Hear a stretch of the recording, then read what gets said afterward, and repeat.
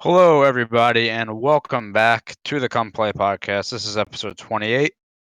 With me today is Bobby and Zach, and Brundy will be joining us shortly. Just a heads up, but Bobby and Zach are here. So what's up, guys? What's up? We have to make it a habit that everyone say what's up at the same time. Yeah, just everybody just, what's up? Brundy, like I said, will be on very shortly, hopefully, like in the next 5-10 minutes here. But until then, we have a awesome episode for you guys. Really excited about this one. We're going to talk about the MLB as we are at the halfway stage at this point, and we're going to talk about NBA. And as I speak of it, is that Brundy? It is Brundy. So that was perfect timing. Okay. Do I sound okay to you guys? I have to use my headset because I couldn't find my headphones. You sound fine to us. All right. But, you sound beautiful, my dude. But, thank you. You do too, Zach. But anyway, that was perfect timing. So we're gonna get right into this. Zach's thought of the week. It's been a little while, so I'm hoping for. It's been a while, and honestly, this is something that's been on my mind for a while. Oh god. Really thought about it, and it's just something that I wanted to share with you guys. All right. Okay. What the fuck? I don't. Do eggs smell so fucking bad? But they taste godly. I don't think he's ever started the thought of the week that way. That was amazing. Literally, you could have just said "why the fuck" and we could have talked about that. Yeah. Like why the Why the fuck, Aristotle? Yeah, we just go. That's a good question. I mean, No, but why do eggs smell so fucking bad? Especially They're fucking delicious, man. What is like that? Who decided we're gonna take this fucking horrid smelling food and eat it? Well, I mean, to be fair, like in other countries, and I'm not saying this to degrade them, but they eat like stuff that we would never eat, like weird stuff, like fucking. I don't know. Does said weird stuff smell like fucking garbage? Well, Zach, the person that invented milk, how did he explain what he was doing to the cow? I mean, that's really just a subtopic of why do eggs smell bad. Taste delicious. I don't have a good answer for you. I really don't. I mean, look, eggs are good. They're great. Protein, protein. But like, I don't know. Also, when you say eggs, do you mean like any form of like any form of egg, like scrambled or whatever? Especially boiled eggs. Okay, I will say. I was like fucking Riley Reid's asshole after a scene. I will say for most of my life, I've been able to avoid boiled eggs. So but for me, when it's like scrambled eggs, I actually think they smell pretty damn good. That's just me. That was one. Nobody else laughed at that comment, and I almost fucking threw up. I think deviled eggs and hard boiled, like for the most part, they smell like ass. Now everyone's gonna judge you, Tyler.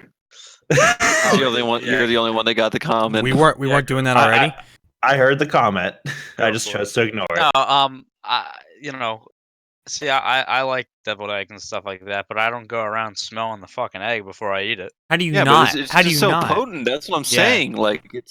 I mean, it's kind of one of those things where you just kind of have to like tune it out, sort of. Like, I don't know how to. I don't know. Just don't. I used to not like eggs because of how bad they smelled, and one day I was like, I mean, I'll put this disgusting fucking horrid shit in my mouth, and I was like, wow, this is delicious, actually. Crazy. Yeah, I don't know. Would you guys? But this is like kind of off topic. But would you guys ever like what is it? Like eat the egg? Like what am I? Just the yolk or whatever it's called. What is that? I mean, the yellow part. Like raw eggs is what I essentially. I would never fucking eat raw eggs. I mean, I can't. Like, it's hard to roll it out because it gives you a shit ton of protein. Like it looks just disgusting. It looks like fucking snot. Yeah, I mean, I personally don't think I could do it, but I can understand why people do. Brother. But what's the point of doing the raw egg? Isn't just the egg by itself, like, as soon as you get it out of the shell, just, hard boiled or whatever, a good source of protein by itself? What's the point of the raw egg? And I don't quite get that. Is there a particular reason? Because you can drink it in 5 seconds. I can also eat an egg in 5 seconds. It's not that Yeah, bad. and actually fucking enjoy it. Yeah, exactly. You gotta cook it though. That's what I'm saying. Well, yeah, I- that's if you're cooking, fine. But there are people who basically just slurp it up, putting in Well- whatever cup they're using. All right, Well, we need to. Quick side note: we need to get a fuck counter for me because I'm on a hot start. No, so Bobby. So like people that typically work out, or not everyone that works out, obviously. The hard. but yeah, like the hardcore, people that work out like all the fucking time, like typically will drink like raw eggs from a glass because like it's quick and gives you quick protein. Like you don't have to like waste your time cooking it. But you don't. But what I'm But saying it's is that not you a don't really waste have of to time cook because it. it makes a totally delicious meal. Well, yeah, Yeah. but you're adding minutes to like what could be seconds. Okay. I mean, I will happily put in minutes for a better taste. Yeah, I was would gonna too. say, I would too. Sounds like psychopaths to me. Honestly, we should just rule them out. They're outliers. But it's not uncommon. Yeah, I don't know how people like. I don't know if you would get more protein. I mean, you're literally just cooking it, so I don't know why you wouldn't get the same amount. I don't. Whatever. I don't know. Anyway, that's beside the point. Yeah, I don't. Like I said, for me, it's hard to say because I'm not out here smelling the egg before I eat it. I don't know. Yeah, we need to get a food scientist in here, man. No, we Uh, don't. It's an I mean, easy you're going to culinary No. school. You're about a step away from that. Anyway. I think that's it for Zach's thought of the week. This was Yeah, it's. I mean, I still feel bothered. We really didn't come to a conclusion there. well. Uh, for me, it like depends on the egg though. So I don't know. I mean, were you looking for like? And let's be honest, what Tyler eggs added are a nice point here. They smell bad and they look like snot. No, they do. I mean, it's terrible. Like just the whole egg looks like snot. The whatever, like the yolky, liquidy, disgusting part. Anyway, Yeah, it looks like a combination of snot and loogies. on that note, we are moving on. Zach's thought of the week. This one was different than usual. Zach's thought of the week. But that's it. So we're gonna This start has off. been Zach's out of the week. All right.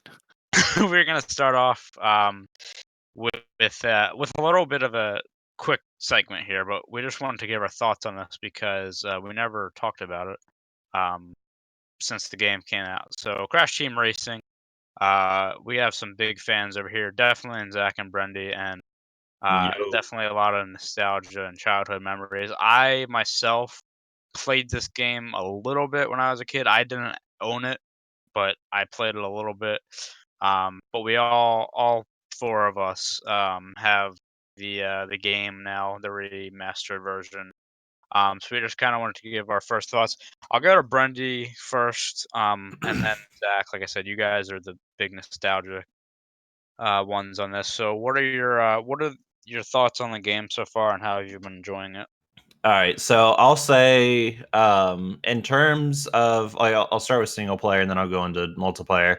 So the single player adventure mode, I honestly think is like like a perfect recreation. Like I don't think they could have done a better job. Like they didn't add like some like unnecessary like feature to it. Like even the controls themselves are like entirely the same. The maps are all really beautiful, and it's all good in that department. Like the story, like they changed some cutscenes, but that's about it. But like the main premise of the game is basically the exact same as the original. So that's what I really like about the single player. Like, come on, just fucking give us the same game and with better graphics. That's all we're asking for. Don't add any what's the word I'm looking for? Pointless fucking crap that we don't want from the original game. Give us the original game with better graphics, and that's what they did. So mad respect to them. Right. So they did a really good job. I know it was a combination of like Activision and Naughty Dog I actually did Naughty Dog was. I don't was think they Naughty had Dog any behind hand. it? I'm pretty sure Naughty Dog is shut down now. I actually looked that up. Well, they made a game like a few years ago, but I don't know. I haven't heard from them recently. Oh, But they made Left 4 Dead. No, not Left 4 Dead. What's that PS4 game? You're gonna have to be a little Last more of Us. specific. Last of Us. That's what it is. Oh, Wait, did they? I think so. I want to say they did. Can I get a fact check on that? All right. Well, Tyler can look that up while I'm talking. But What am I doing? all right. They So What did. am I doing? Yeah, they did. all right.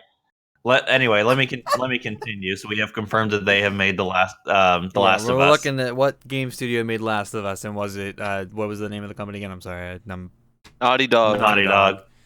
Naughty Dog. I think Um, they're still in business. I'm not sure.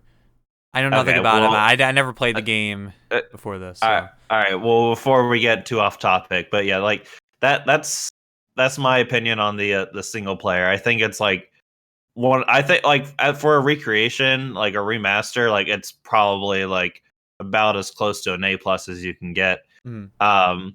So moving on to the multiplayer, I think so. Like when the game first came out, like the night it came out, like there actually wasn't any problems. Like we were able to like log in and play and connect with each other, and everything was fine. And then it was like the next day or like a few hours later or something like that, where, like we started to play again, and then we realized first of all we can't even fucking connect to each other.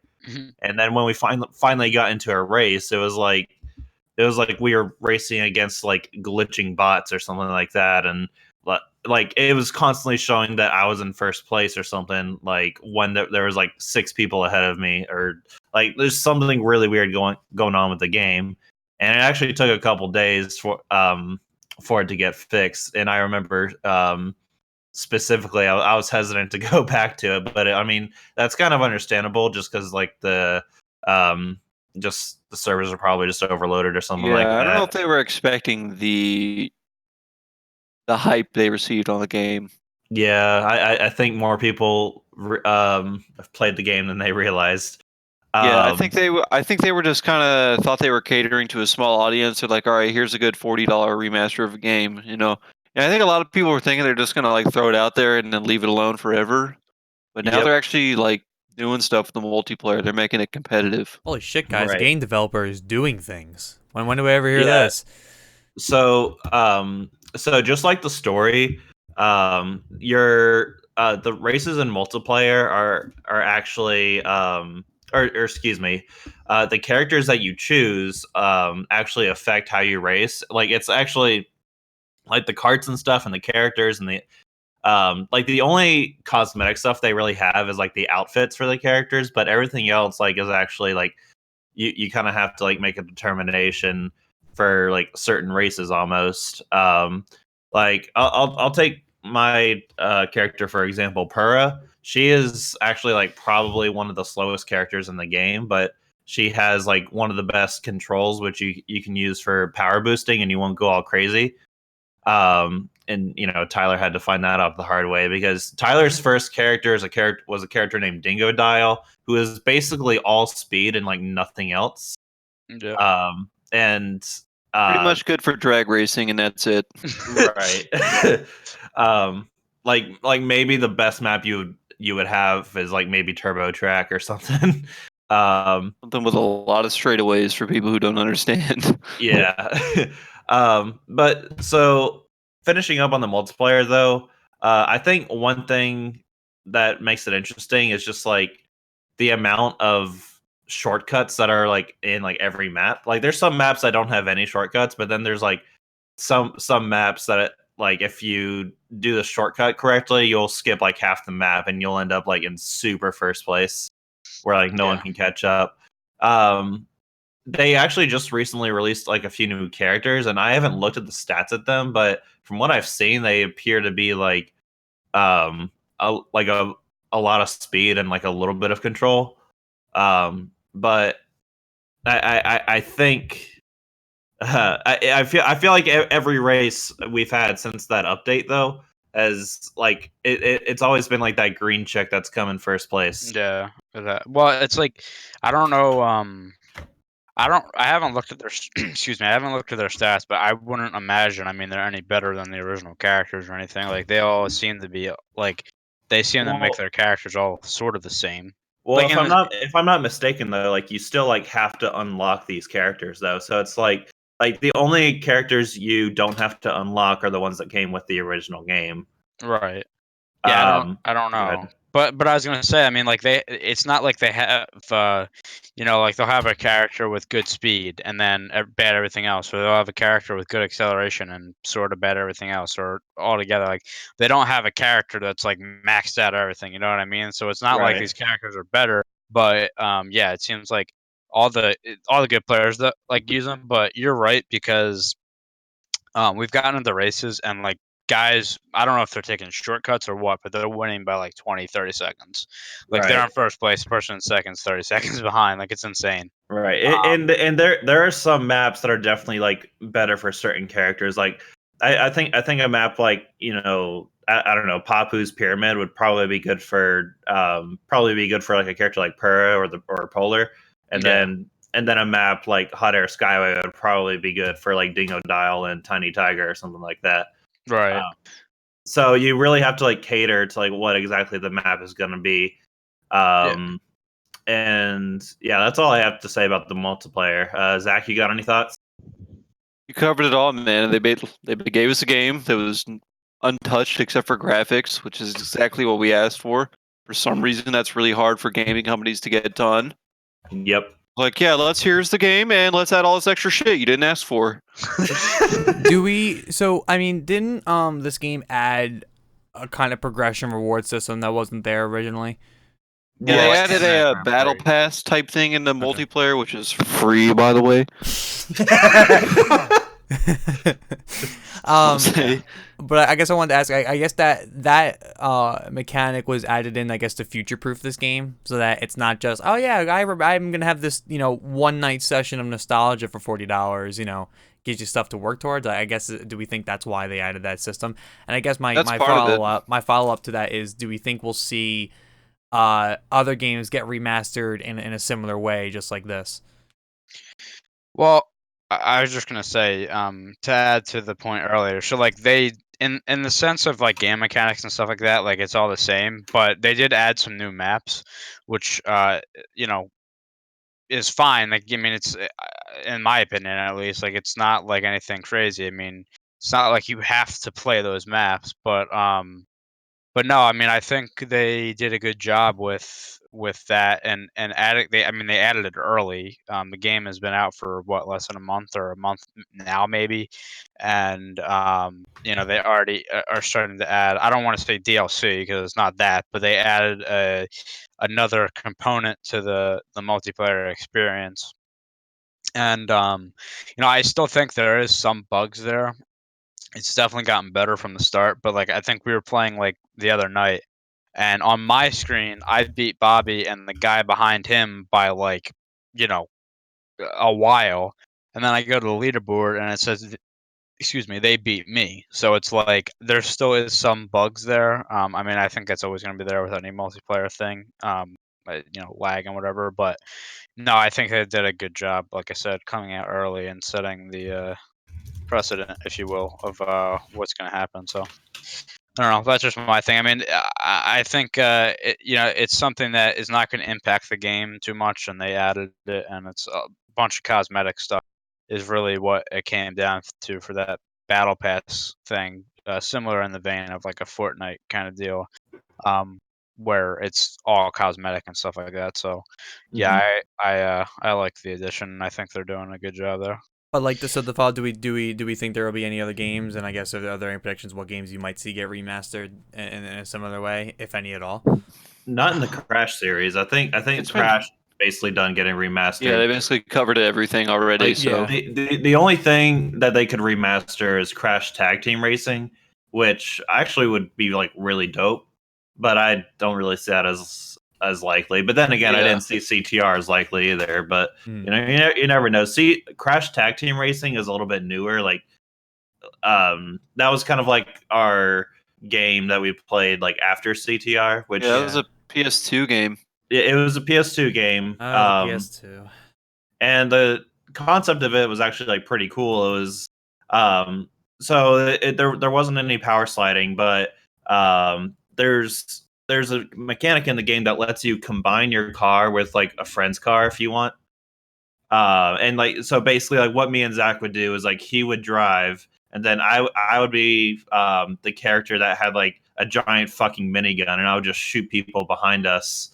And like destroy their cars and shit. And like me and Zach, we get so far ahead that like we would be getting boxes and like throwing shit like a mile behind us, and it wasn't hitting anyone. So Yeah, I mean, I think me and Bobby are probably biased about this, and I know you know what I'm gonna say, but one of our childhood games was a game called Road Trip. I swear, nobody sorry, knows go about ahead. this hidden gem. I swear to I God. was gonna say, I don't think a lot of people know it's a game. So like in that sense, It's it's a probably game? won't get remastered. We're a team. Yeah, it's a game. Yeah. But Sorry, like, I legitimately thought you were gonna say Modern Warfare 2, and I was about to punch the screen. So well, I mean that is getting remastered. That but- will be highly welcomed. I like referring to childhood game. I was about to be like, nope. Do you No. do you wanna share what Brendy said yesterday when we invited him to play MW2 with us? Oh yeah, so I've been on a nostalgic kick of watching Pomage recently play like Modern Warfare 2. The kid is ridiculous. So like, and Modern Warfare 2 is one of my favorite games of all time. So yesterday I was like, "Yo, Bobby, you want to play? Like, this is random, but want to play MW2?" He said, "Sure." And you know, Brundy was online. I seen him online, and I know how Brundy feels about Modern Warfare 2. So I just sent the text out and said, you know, me and Bobby are on MW2. If you'd like to join, go for it. And his response was, no, I would not like to join. So very hastily. no, but this game called the Road Trip. So like there was multiple games made for Road Trip, but I don't know the specific one that we had what it was called. It was like a car, not a cartoony, but like a a car game that was very arcadey and stuff like that. So that was a lot of fun. You know, it was a lot of racing, and there was like mini games and stuff like that. You could play like car soccer. It like, was that Rocket was League before Rocket League. Before Rocket, yep, exactly. Or before Rocket League. what was the game before Rocket League? They made a super damn it. It's like Super Armored Battle Cars. We talked about this before. God damn it. I can't remember what it is. I think Road Trip was first though, even still. But I'm not sure. Yeah, I don't know. You know, there was also like the time trial like maps with like the turbo and stuff. Yeah, it was just awesome. So the turbo would send you flying. Like that thing was fast. And then I also remember the coolest feature on the cars you could get were the underwater rotors. Yeah, you could literally like drive underwater. You could fly. Like it was a great game. Love It was that a great game. Great game. So that would be the one game for me that I would love to see. We'll have to speed run that game. Does anybody speed run that game? I don't think enough people know about that game, Right. Unfortunately. There's got to be like a small community that still plays this game. Hold on. I mean, people speedrun I Am Bread, so I'm pretty sure you could probably somebody look up and see if there's a speedrun community for. I just want to see. What's it called? Road Trip. It's called Road Trip. It would be for the PS2. I think it was called like something Road Trip something adventure. I see Road Trip Adventure, Hooters Road Trip, or Road Trip the Arcade Edition. It's the adventure one. Yeah. Okay. Great game. So I don't know how any percent is determined, but the world record is 12 minutes and 28 seconds. What? And that's according to speedrun.com. I'll have to see the video of that. If there's a video of that. And so what is 100 stamp? Like what are stamps? It was like if I remember correct. So yeah, it was like things you would like collect. So like you would go to certain places on the map, and if you completed certain challenges, they'd give you stamps. Yeah, the premise of the game was basically that you're driving around all these different cities, like in your just super modified car, and then you go meet other cars, you talk to the cars, and they either challenge you or have you go like on a mission. Also, I think you had to go find one's daughter, which was also like I just remembered. There was also golf on that game too. I forgot. Yeah, there's a golf category too. But like, have you guys ever got the 100 stamps or whatever? I couldn't tell you, man. I did not. I do not think I did. All I remember from that game. So, I'll say the story real quick, and we'll wrap up the segment. Was that, back in the day when I was playing this on PS2. There was like a bunch of cheat codes, and there's also a bunch of like hints and stuff like that. So I literally went into this website, don't know what it was, and it was something shady, I'm sure, and printed out like 20 pages. I had a booklet of like basically a road trip and like all like this hidden spots for stuff and whatever. And that was like the days, man. I love that game so Probably much. cheatcodes.com. Probably. For some reason, I actually think it was like GameSpot or something. Does Like, I anybody don't remember know. when you had I to don't buy the know. book? You had to buy the cheat Yeah. codes book. Shout out to the Well, Scholastic they- Book Fair where I could buy all the gaming cheat code books. I mean, they still have like those books nowadays, like that, Yeah. like the information kind of whatever. But they why are, go out and whatever. buy a book when you can just do a 30-second go on. Google search, for Yeah. God's sake? I mean, they're past their time. But A anyway, little bit. yeah. So that Crash Team Racing for all of us, I think we're having a lot of fun with it, and hopefully we'll continue. Hopefully the bugs kind of iron themselves out. But Really quick, yeah. would we? So let's get a rating, like 1 to 10, from everyone. All right. I'll go with like a 8.5. Okay. Zick? Okay. Bobby. All right, fine. No, okay. I was gonna say, as someone who never played the game when it was originally out, introducing the game, I mean, it was cool. I haven't played like an arcade type style racing game. Like every once in a while, I'll plug in Mario Kart, but it's very rare. But to see an old arcade racing game get remastered in such a great way, it looks great, feels great.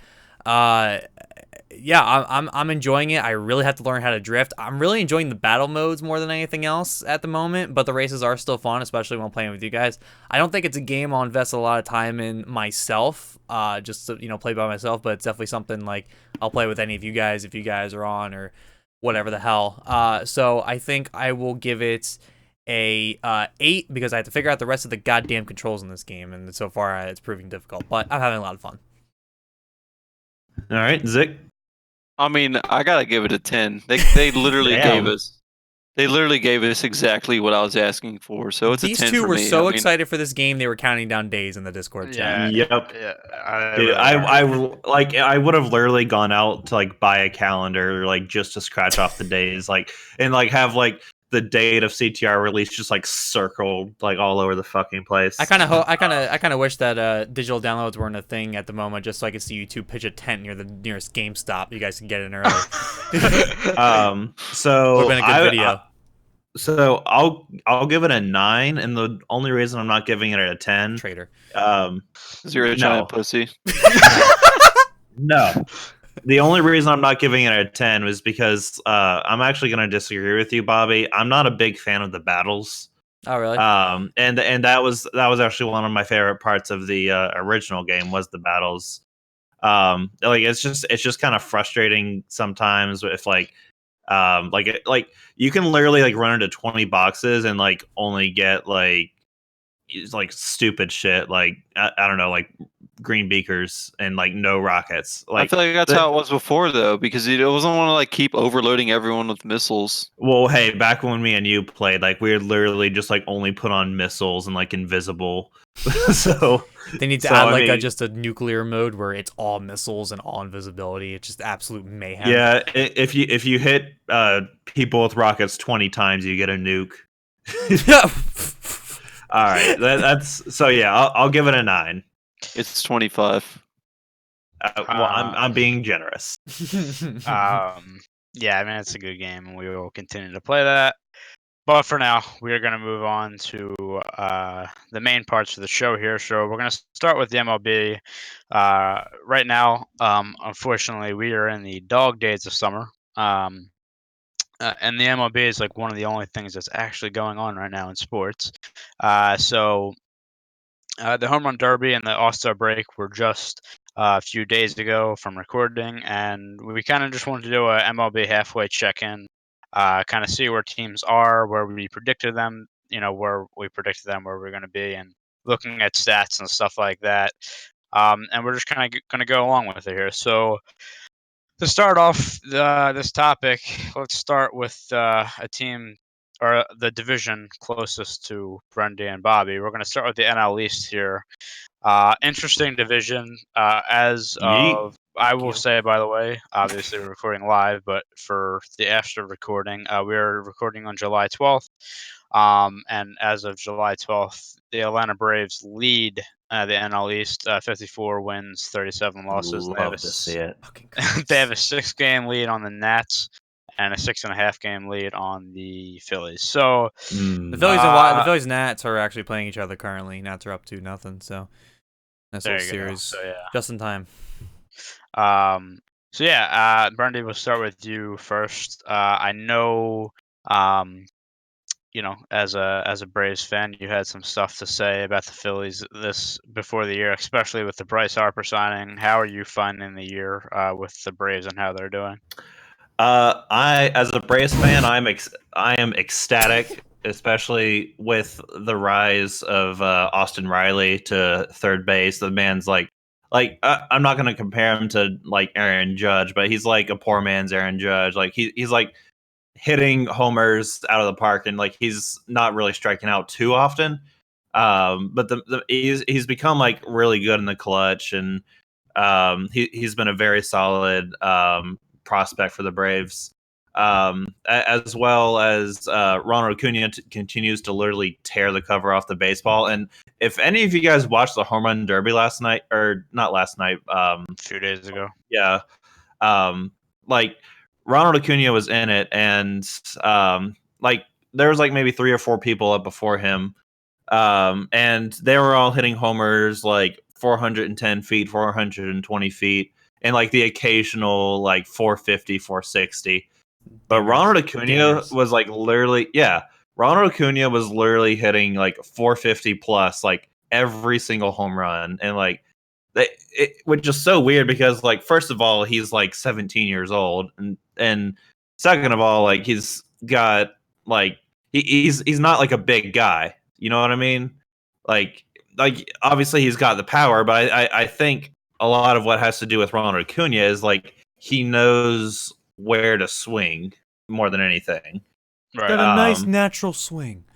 Yeah, thanks, Joe Buck. Yeah, but so like as a Braves fan, like I'm really happy with the growth that Ronald Acuna has been doing. Freddie Freeman's been balling out.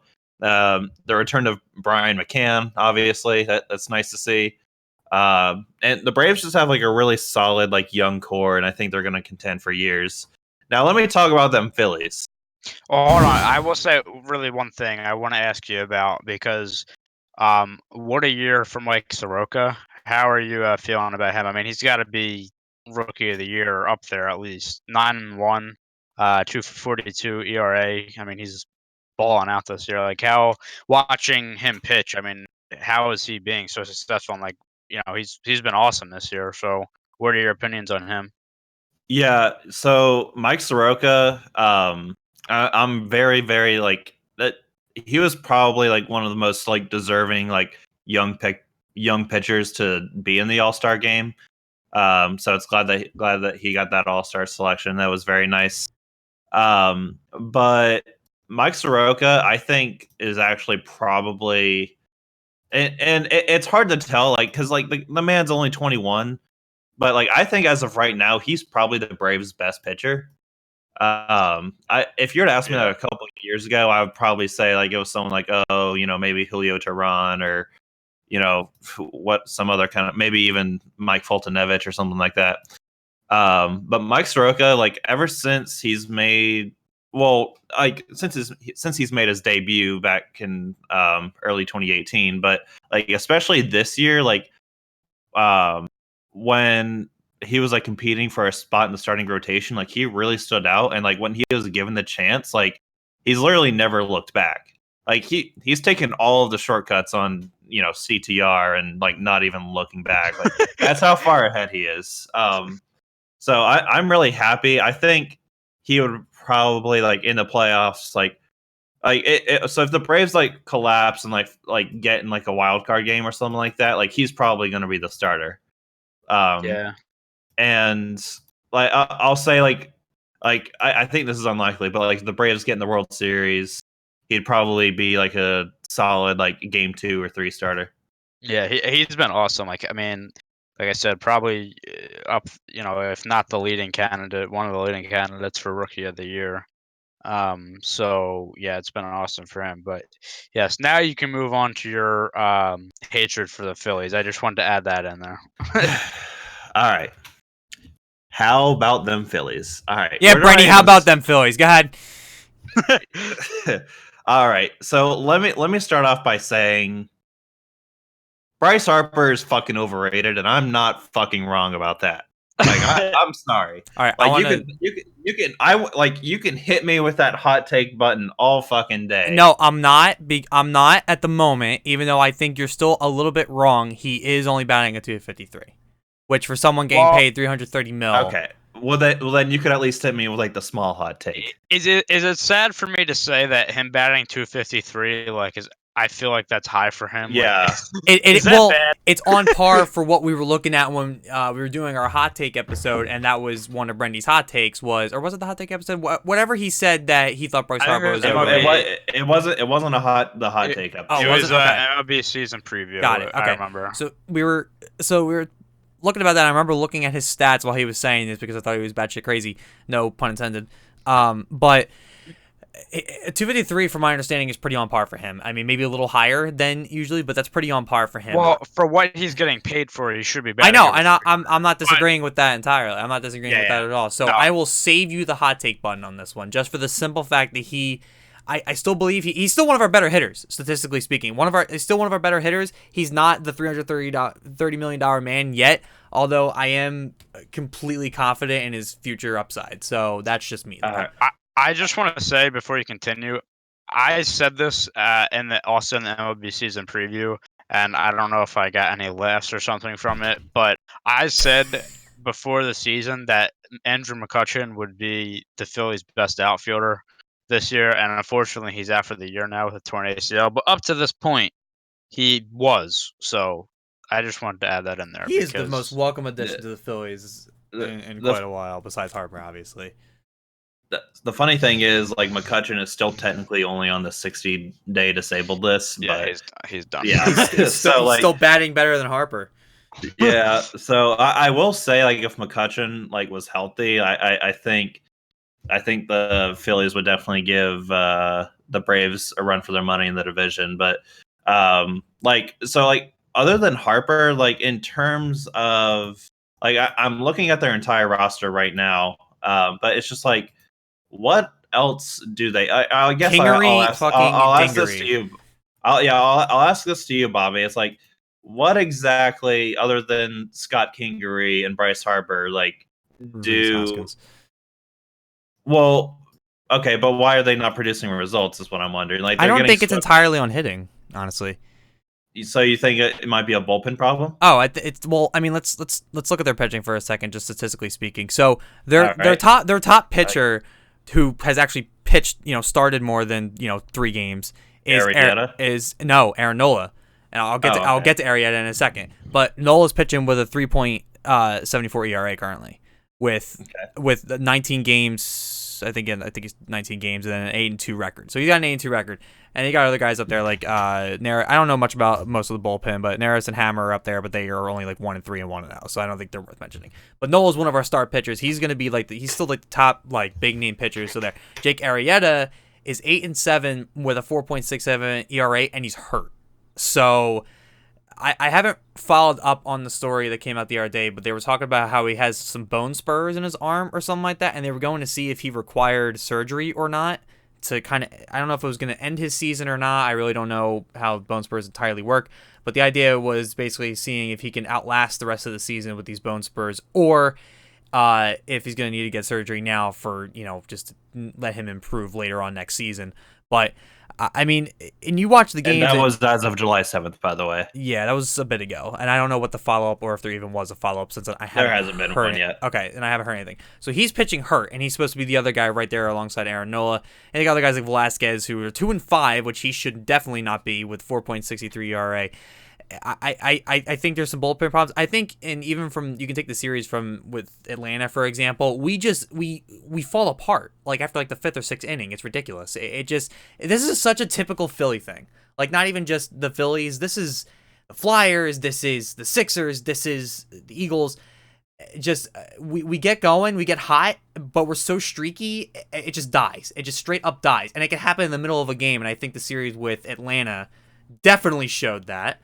Brendy, I'm sure, was happy to watch that collapse happen. Oh, dude, I was watching with a boner the whole time. But I mean, here's the thing. At the end of the day, the Phillies are still fighting, and they're in a decent spot. I know they're 6.5 behind, but they're fighting with the Nats for second at the NL East. The team behind them is the Mets, which good for them. They're 13.5 behind. Good for them. I hope you stay there and die. So we're at the halfway point of the season. There's a lot of ball to be played, and if you know anything about Philadelphia, and like I said, they're very streaky. Everybody can get hot at any time. I hope it's at the right time, because last year the Philadelphia missed the playoffs because they just lost how many straight or whatever. They had a huge collapse toward the end of the season that prevented them from playoff berths. So I hope the reverse happens this time. We have a pretty decent berth, and then we end up fighting for Atlanta. I think if we get hot again and we somehow can face Atlanta at some point near playoff time, or even in the playoffs for that matter, that'd be a good series, honestly. Atlanta at the moment is running away with the NL East currently. I am not blind to that fact. Yeah, so the Phillies do have 2 series against the Braves in September. Right. So that should make for an interesting series if they do catch up and Atlanta does start falling apart. But Sleeper I mean, pick is I certainly hope not, but we'll see. So I living in the Philadelphia area and not having the MLB package, like the Phillies are basically the only team I can watch, and then whatever's on like ESPN or MLB Network or whatever. So the Phillies are probably actually the team I've watched most this year. And the thing that I've noticed about them is that everything, like, there's never a time when everything is clicking all at once. Like, Right. one night their hitting might be good, and then their pitching sucks. One night their pitching might be good, and then their hitting sucks. It's never all on par. I remember one game a few weeks ago, and Aaron Nola, I love him. Like, he's one of my one of the guys in the league that um could contend for a Cy Young every year. Like, I believe that, and he's really good. I really like Aaron Nola. But it was a few weeks ago. I want to say they were like playing the Mets or something. And he had a one hitter through 7 innings, and the score was 0-0. Yeah. I mean, he was not getting run support. Like, what are you supposed to? Your pitcher has a one hitter, and you I can't mean, get. They lost. that is like circa like what's his name, Shelby Miller back in 2015 with the Braves. Yeah. Well, by the way, he just signed a deal with the Brewers. Like, I know that's off topic, but that was one of the worst trades ever. Anyway, the Dansby Swanson trade. But anyway, yeah. So, that's my thing with the Phillies. My takeaway. Zach Eflin has been okay for them this year for what he is. I mean, he's 7-8, so not great there. 3.78 ERA. For him in 17 games. But yeah, like I said, in my opinion, it's just like they can never get everything clicking at once has been my biggest takeaway. Arrieta taking a step back this year did not help. Because last year, or when they got him, they expected him to be the star number 2 behind Aaron Nola, and that just he's kind of falling off. So yeah, that's been my biggest Let's thing also with them. But point out that, and this really means nothing since he was batting at 2.22 average before the stuff happened. But Odubel Herrera, yeah, what a mess. I'm not even gonna comment on that whole situation because I honestly don't even know anymore with this whole thing.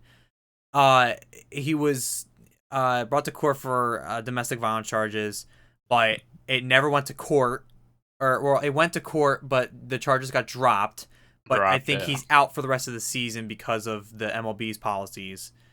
Jeez, dude. So stuff like that has to have an effect on a locker room at any point. I mean, I know he's not one of our star hitters, but I mean, he's been around the Phillies for a while now. So having all that happen and having all that negative press has got to have some mental and effects on the guys. But so that's just icing on the cake with the rest of the issues the Phillies have going for them. But I don't know, man. I did want to point that out though, because I was curious about how much that affected their batting, and the answer is really not that much because he's batting at 2.22. The good thing with them is that with him done for the year, McCutcheon done for the year. I mean, Scott Kingery has come in and been very good for them. Dude. He's a beast. Also, not to mention Jay Bruce has been a nice addition too. 291 currently of 28 games with 103 at bats. Yeah, so I mean, it's funny though. You go on Twitter, and I'm looking at their lineup with how many people they have eligible, like with one game played. Like every day, I swear to God, I go on Twitter, and it's like Phillies have made a roster move, like blah blah blah is going on the DL. Like it's every day. I'm like, Jesus It's like, Christ, like oh yeah, and then coming up from AAA, and then whatever. yeah, Oh, by the way, side note, Hoskins threw me a ball a few weeks ago. nice. At a game. That was really nice. Dude, I gotta tell this real quick. This is not a long story. I just, it was the end of the inning where they were, the top of the inning at home. So they were running toward the dugout, and I'm right behind the Phillies dugout, maybe 7 rows up. And Reese Hoskins run over, and he has a ball. So a bunch of people are calling for it. I literally go, Reese, and he sees me, and I'm pointing at my little sister, like just being like, I'm gonna give her the ball, and he just threw it right at me. Like, And they're like, yeah, I'm not giving it to her. yeah, no, I gave it right to her, and it was cool. I've never caught a ball at a game, even like a foul ball or a home run, or even a player throwing over his hand. So it was cool. And my sister still has it, and she calls it Reese. I literally will never forget, and again, short story as well, because like I went to the Pirates game 2 years ago, I think it was, and McCutcheon was still on the Pirates, 2 or 3 years ago, and McCutcheon hit a home run ball that I almost caught. Like that would have been something. Like a Pirates fan, Yeah. McCutcheon favorite player, like to catch that in another park. But yeah, it's the Phillies had high expectations after they got Harper, and they're kind of just treading water at this point. Listen, look, it's only 6.5 behind, and there's plenty of ball to be There's played. a lot of baseball. A lot of ball to go. So They really went all in on him, didn't they? Yeah, well, I mean, they had a good offseason. Like the Phillies definitely improved. There's no doubt. It's just not clicking. And the funny Their thing with pitching is the whole Harper situation, if you remember, he wasn't supposed to come to Philly. I mean, he was, and Brendy's favorite reporter of all time on Twitter. I was about to say John Heyman disagrees with you. Yeah, well, also, what I'm saying is when you hear what Harper said after he signed, like, yes, Philly was always to be the favorite if it wasn't the Nats, but the Nats like screwed it up completely. They just did not want to pay him.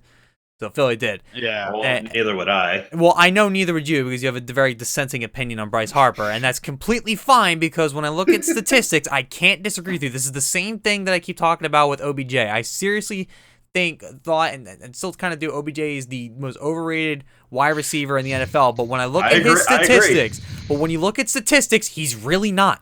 So it's just one of those things that, I can't disagree with you, but I still think that he's not. I don't want to say he's not in his prime yet because he obviously if he's getting paid $330 million, he's right at that point. But he's still got quite a few seasons left.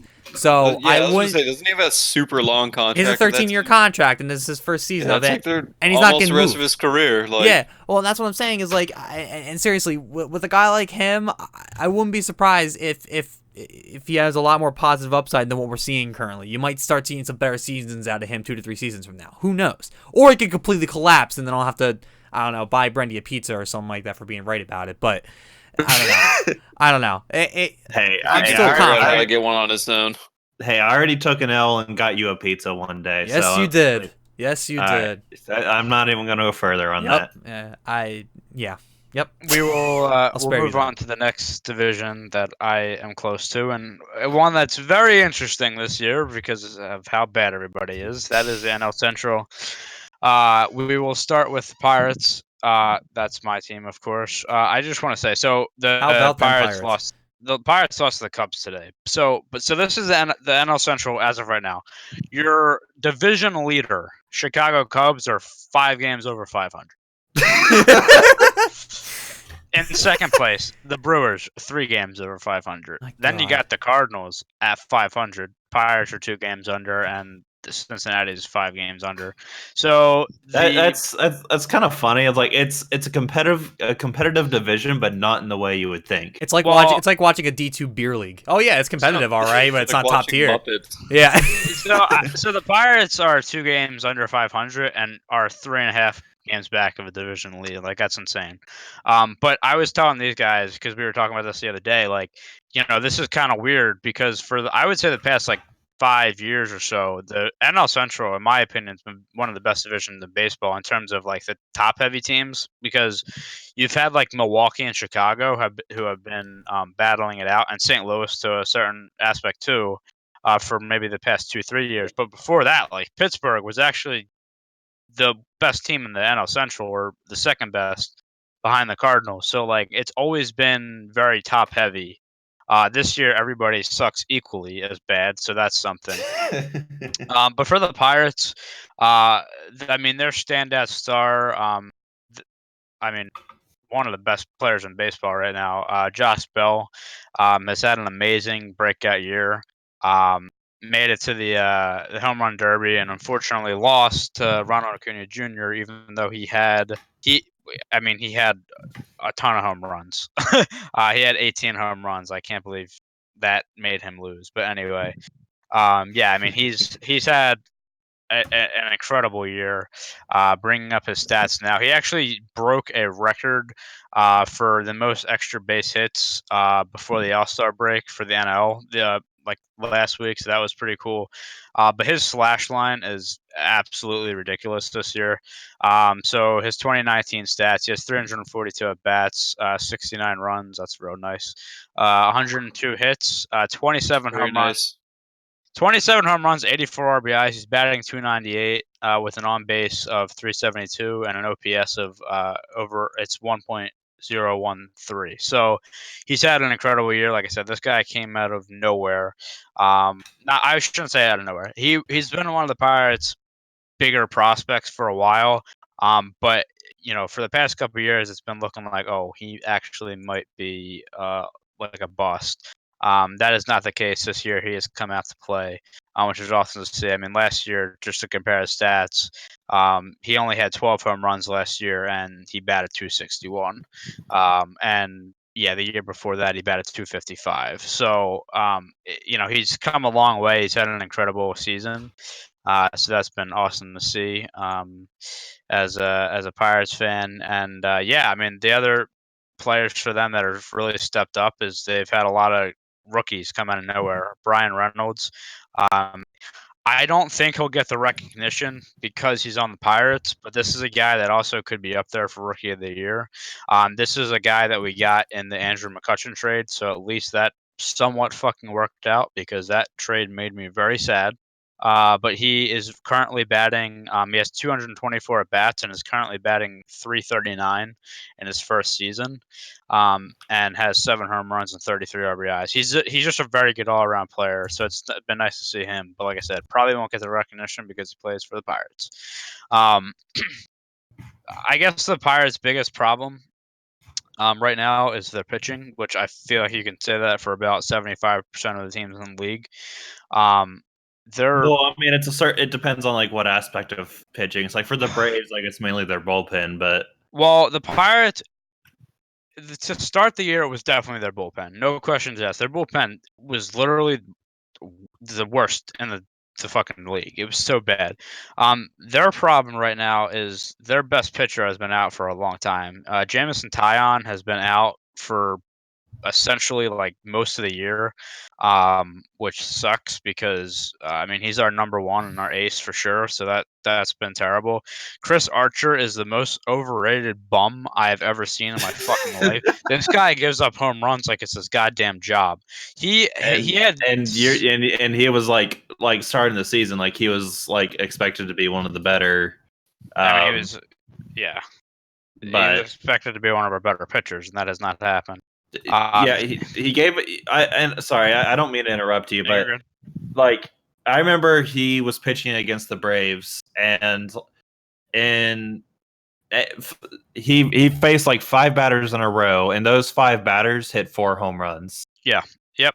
That is exactly Like what it was home run, and then like ground out, and then home run. Yeah. And like every time like he had that reaction, he's like, "Fuck! All right, well I'm not going to do that again." Like every time. And I remember that too because I think we were talking about it.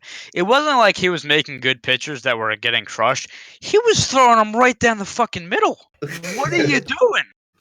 Like it didn't make sense to me. So, but this is how bad it's been. So, for home runs allowed on the Pirates, he leads the team with 21 home runs allowed. Second place is 11. Are you kidding me, Chris? Actually, I want to compare this to the whole league. Just remember, like almost a fifth of those home runs came in one game. Wow. Okay, so he's not first; he's fifth. Justin Verlander has given up 26 home runs. What the fuck? And he still has a 2.98 home run ERA. That is weird. Yo, what the fuck? So that's been my biggest. I mean, Chris Archer, he's at a 5.42 ERA. He's terrible. But well, he's giving up home runs to like old men, like Nick Markakis, Brian McCann. Like, how the fuck do you do that? It just sucks because we gave up Austin Meadows, who was an all-star this year, and I can't think of that pitcher's name, the other pitcher we gave up for him, but they were like two of our best prospects, and Austin Meadows is like a beast now, and he's literally a bum, so that's just fucking awesome. But yeah, I don't want to spend too much more time on the Pirates. That's just the three big guys there. So kind of looking at the rest of the NL Central, yeah, it's been a struggle. It's struggle city for the rest of the NL. Like I said, I went off from the records before. One other thing for the Pirates is that they're 2 games under 500, yet they have a minus 37 runs differential.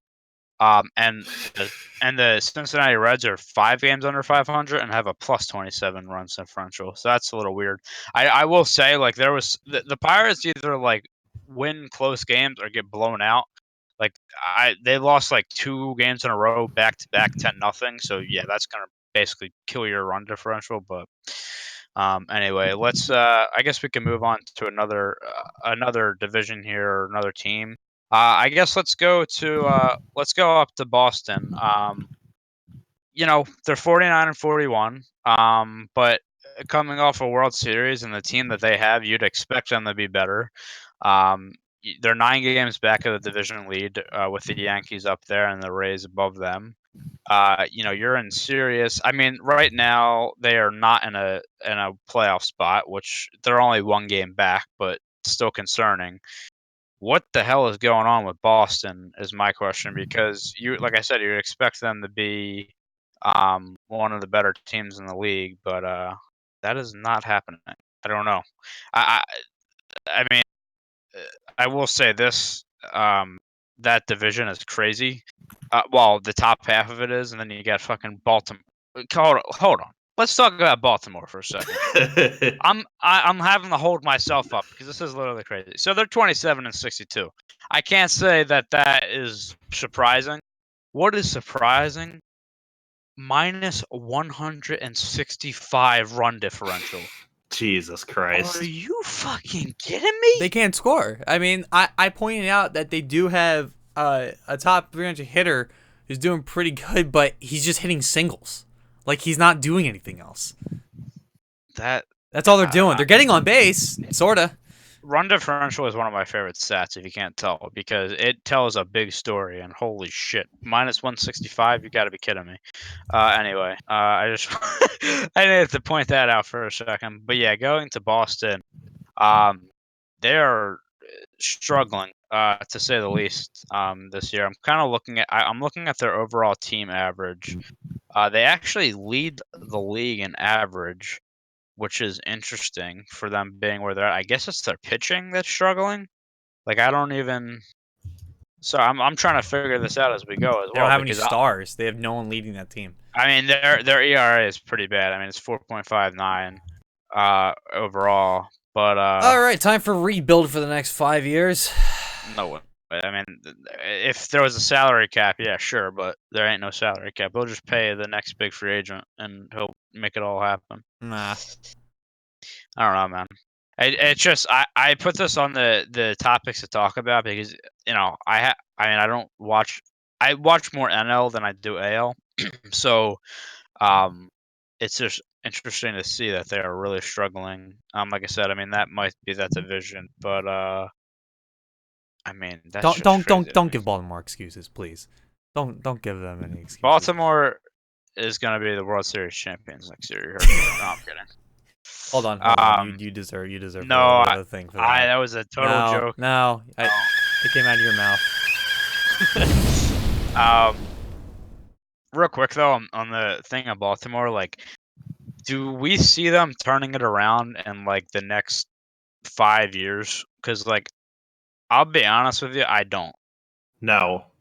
Like they drafted that Adley, what's his name, Adley Rauschman or Rushman or something, who looks like he's going to be one of the, he's projected to be a really really really good prospect. But I mean, he's a catcher. You need some more pieces around that. A catcher ain't going to win you a World Series by himself. So Well, yeah, so here's another problem. The Ravens, like they don't have a the farm system. the Like, Raven. Well, the Ravens don't have a sorry, farm. not the Ravens. Sorry, I was thinking of Orioles, or I was thinking of Baltimore teams for some reason. But no, the Orioles do not have a decent farm system. Like, I'm looking, I'm looking at BleacherReport.com, and they have the Orioles ranked as the 13th best farm system, and they've gone down according to CBS all the way to 20, because like their best guy,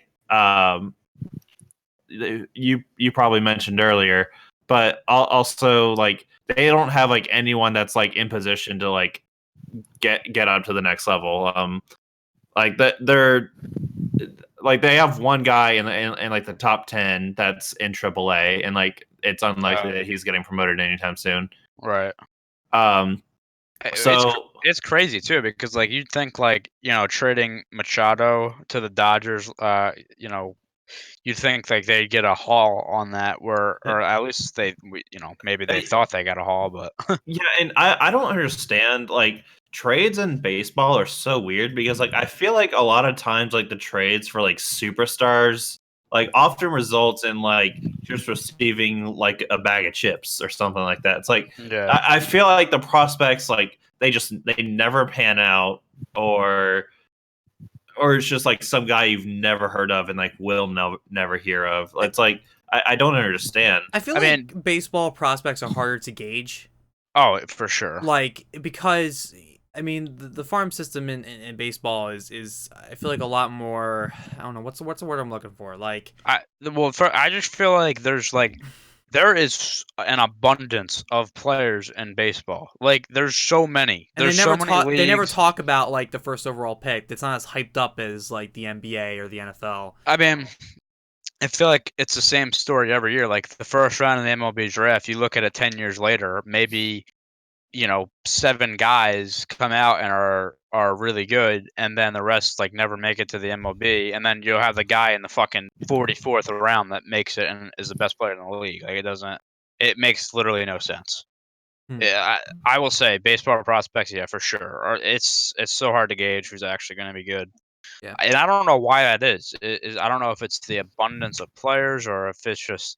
I mean, baseball's a fucking hard sport. So I mean, I don't know if it's like just America's game. that, but like, I mean, it just sometimes for guys it just never translates to the next level. I don't know. I feel like it's always when you go back and look at a trade from I don't know 3 years ago, it's always like, oh, they traded for a failed prospect. I don't think you ever hear. I think it was Brendan who said like the prospects just never seem to pan out. Like Yeah. it just never happens.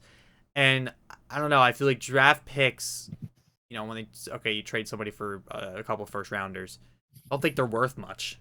Like in MLB. Well, it's weird. So you can't trade, like in MLB, you can't trade first round picks. You can only trade supplementary picks, Okay, and then forgive me. and then you can trade picks afterwards, like second round and onwards. But like first round picks, you cannot trade. Okay, all right, forgive me because that's about the extent of my knowledge when it comes to the draft system in baseball. But I guess I wonder. I guess it's more of a thing that the prospects need to be developed more than their stars right off the bat. Like they have to develop and then the lower leagues. So I gotta assume that getting a prospect in any trade is always going to be a gamble, no matter what. Oh yeah, for sure. I mean, bigger than normal in other leagues. I mean, right. Yeah, I don't know. I mean, that's my it's crazy. Like I don't know. I don't know about that, but like I said, I don't know if it's just because there's so many leagues and so many players, but it just doesn't really seem to pan out. But anyway, let's move from a really bad team to a really good team. Here we are again, the LA Dodgers, once again having a fantastic regular season. Will it get them a World Series this year? We do not know. They are 60-32. They are 37-12 at home. That's really impressive. And 129 run differential. Their biggest player and the guy that, in my opinion, right now is probably the leading MVP candidate is Cody Bellinger. That kid is having a fantastic year. He's batting .336 with 30 home runs. A slugging percentage of .692. And on base percentage of .432. I mean, his slash line is just incredible. And I don't know. Is there any debate here? I guess at this point in the season that he's the leading MVP candidate? Because I mean, the other guy there would be Christian Yelich, and then it's gonna sound biased. I don't know if he's 3, but I mean, Josh Bell's got to be like top 6. Are you just specifically talking about NL MVP odds? NL MVP, yeah. Well, I was gonna say probably the favorite would have to be Bellinger. Yeah.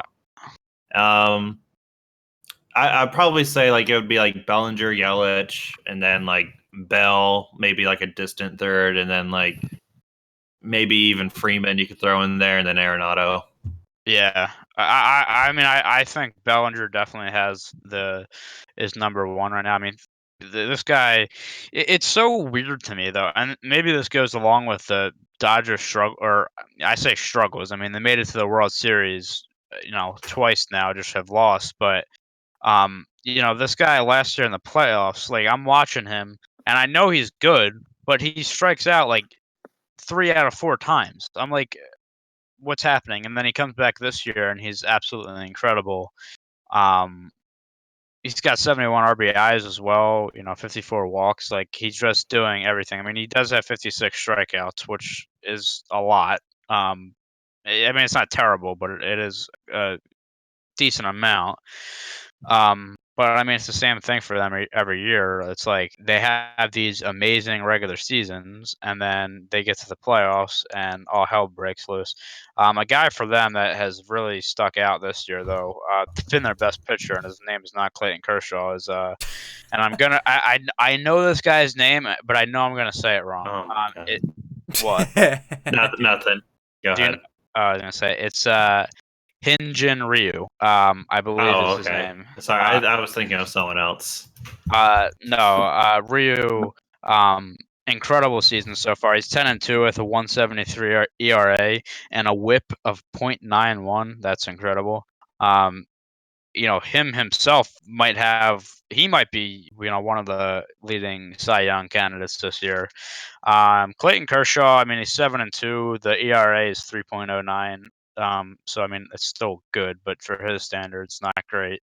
But yeah, I mean, Walker Buehler's 8-1. I mean, they have their pitching is very, very good. And that's probably one of the biggest reasons of why they're so successful. But yeah, I just wanted to give a shout out to Rio because he's having an incredible year. But yeah, the Dodgers, like I said, we're gonna have to see how it translates after being one of the best teams in baseball, and then every year it seems like we're saying this, and then we get to the playoffs, and then nothing happens. So I guess we'll wrap up this segment with saying that at this point in the year, who do you guys have winning? After the first half, who do you guys have winning the World Series? The Braves, baby.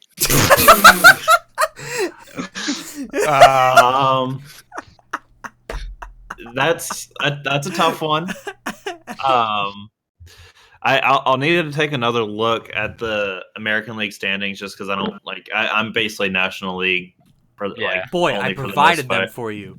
That's like me too. By the way, you were talking, so I wasn't listening. A shout out to another team. The Minnesota Twins are 56-33 this year. Just pointing that out. Dude, if we had another Twins versus Braves World Series, I might pay to go to every game. Wait, Minnesota is actually ridiculous in terms of run differential. Look at that. Yeah, run differential is second best in the MLB. Jesus. That's pretty good. That's pretty damn good. And the good thing for them is, I mean, besides Cleveland, that division is literally donkey shit. Like, it's terrible. So Cleveland's there, sort of. anyway. Yeah, I would probably say like my World Series like pick would probably be like, I don't know. I'll say Houston, and I'll be biased and say Atlanta. I'll probably pick Houston to win it, though. I would say Houston and LA have another rematch there. I mean, it's hard to go against the Dodgers right now. Like, to be honest, like they're just Well, insane. if things hold to form, it looks like the Braves wouldn't play the Dodgers until the NLCS if that were the case. I will say this: Chicago Cubs are struggling really, really hard right now. But like, if this is their struggling time and they find a way to get hot, like I would watch out for them. It's good. Like, It's good to know their fan base doesn't care about another World Series since they already got their 100-year break, so they're just gonna kind of sleep on it for 50 years. Shots. We need another Billy Goat.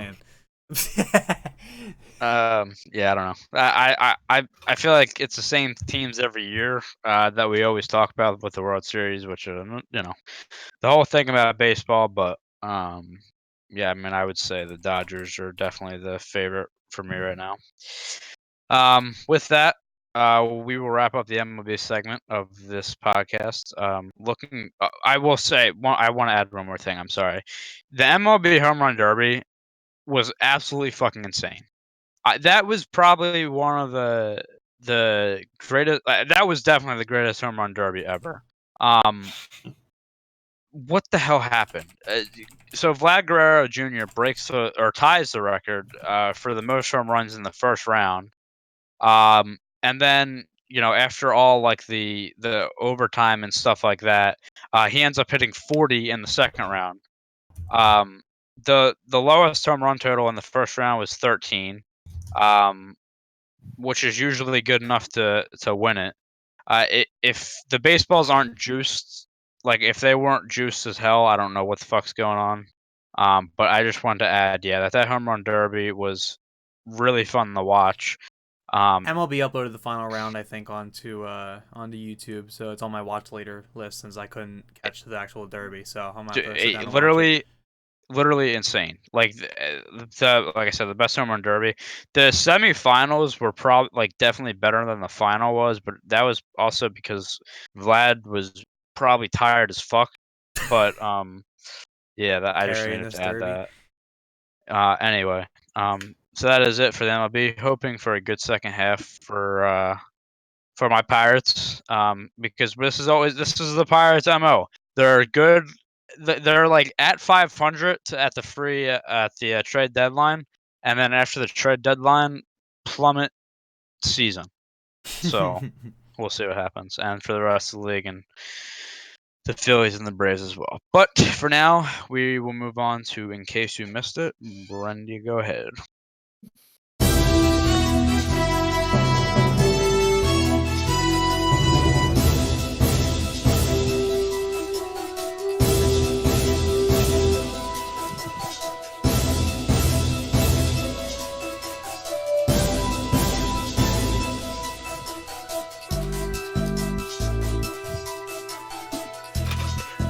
All right, boys, we got a couple good stories for you today.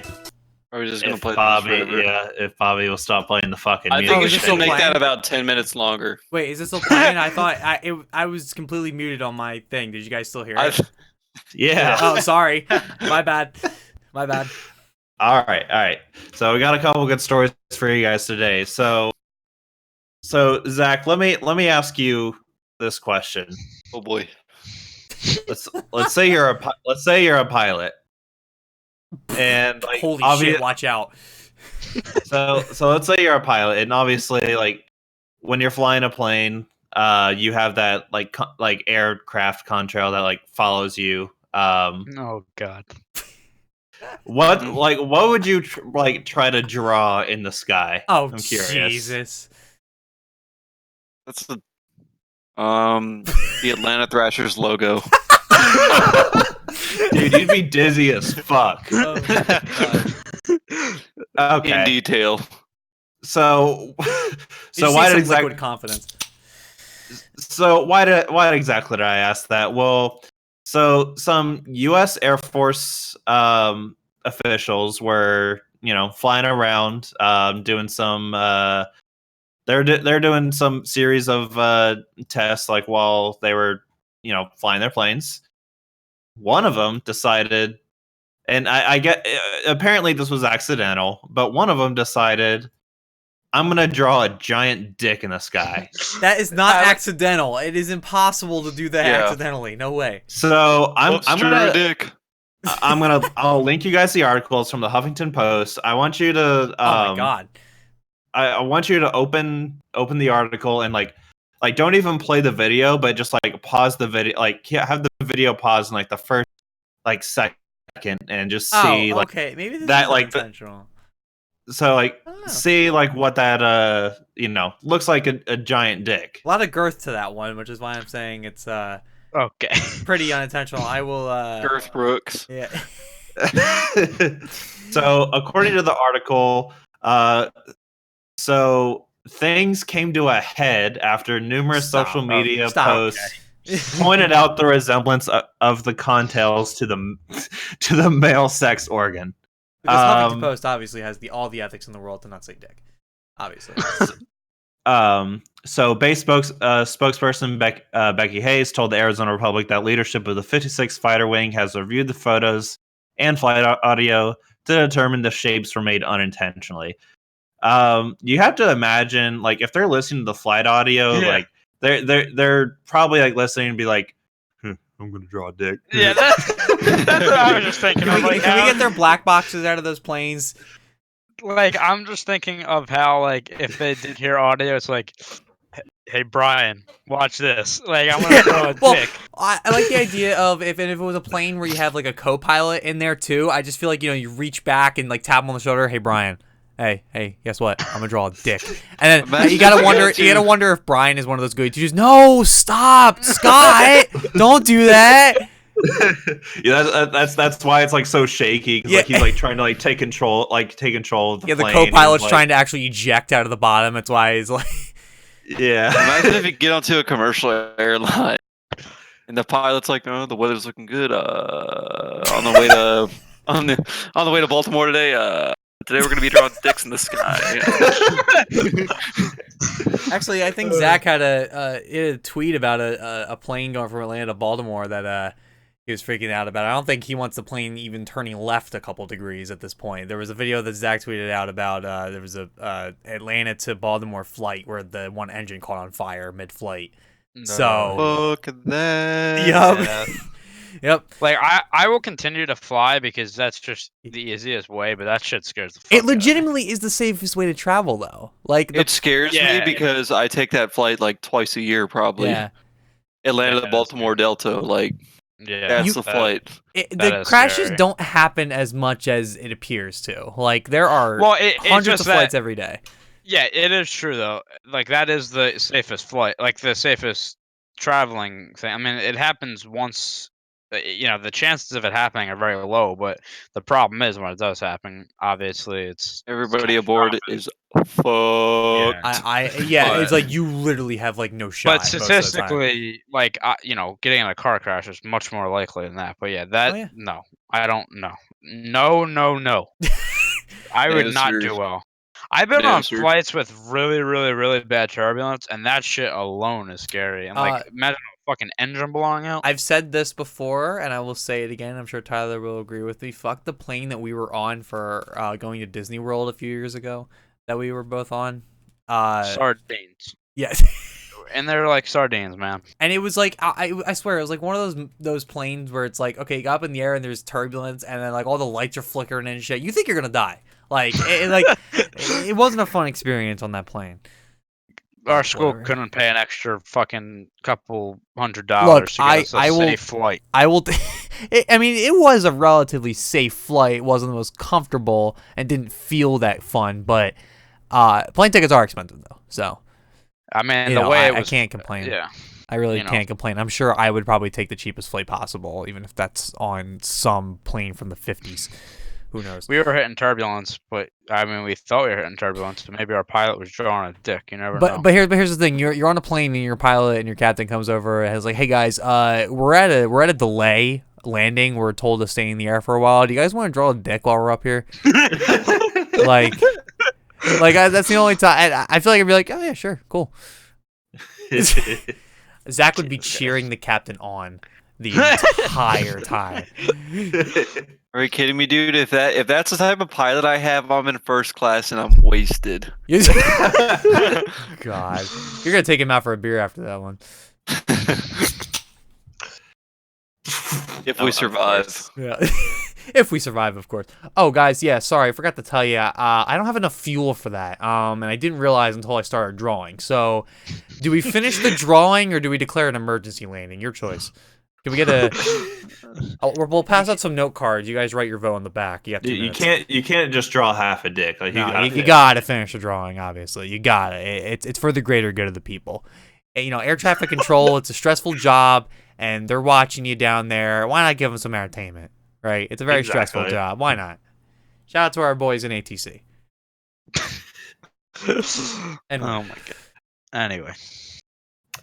So we got another plane story for you guys. You may have seen this. It's another one from Delta. So Of course, Delta, honestly, and Tyler, like you've had a good experience with Delta, like when you first flew out here. Very good. Delta, in my opinion, actually has like probably one of the best customer services there is. I would agree. Yeah, they also have the most money, so yeah. Well, right, and like, well, okay, so think about it like from Atlanta's perspective. Like, it's almost like if you live in Atlanta, like you almost have to fly Delta. Yeah. Like they have like an entire like half section of the airport dedicated to everything Delta. I So mean, that's Delta. Yeah. Atlanta Delta is a so- southern so- monopoly. right, I mean, yeah, and like people like will judge you if like you take a flight from Atlanta like without Delta. You take Funny enough. Southwest? Yeah, that's pretty much what it's like. But anyway, they have like one of the Not best American. They have one of the best customer service programs there is. So there's this guy on Twitter. You guys may have heard of him. His name is Drew Gooden. Okay. I know And where Yep. and he tweets out to Delta. He says, "Sorry, let me clear my throat for this one. Can you get the adjust my voice? tie." Try to do your best Gruden impression for this. I don't know what he sounds like, so I can't. I'll just do it with my normal voice. He says, "Excuse me, Delta, but this is outrageous. I just got sucked through the toilet hole in one of your aircrafts, and am now hurtling through the sky. Can I get my money back? This never happens on Southwest." So, like, love that. immediately, what I'm thinking is like, I don't know. I'm thinking of like one of the like the scene from like Zootopia where like they're trying to escape and they just go down the toilet or something like that. Oh yeah. But Delta actually responded. Did they really? I didn't see that. Yes, Delta shit. did respond, and they said, "Hello, Drew. I am sorry to learn of this. Can you provide more detail to what occurred?"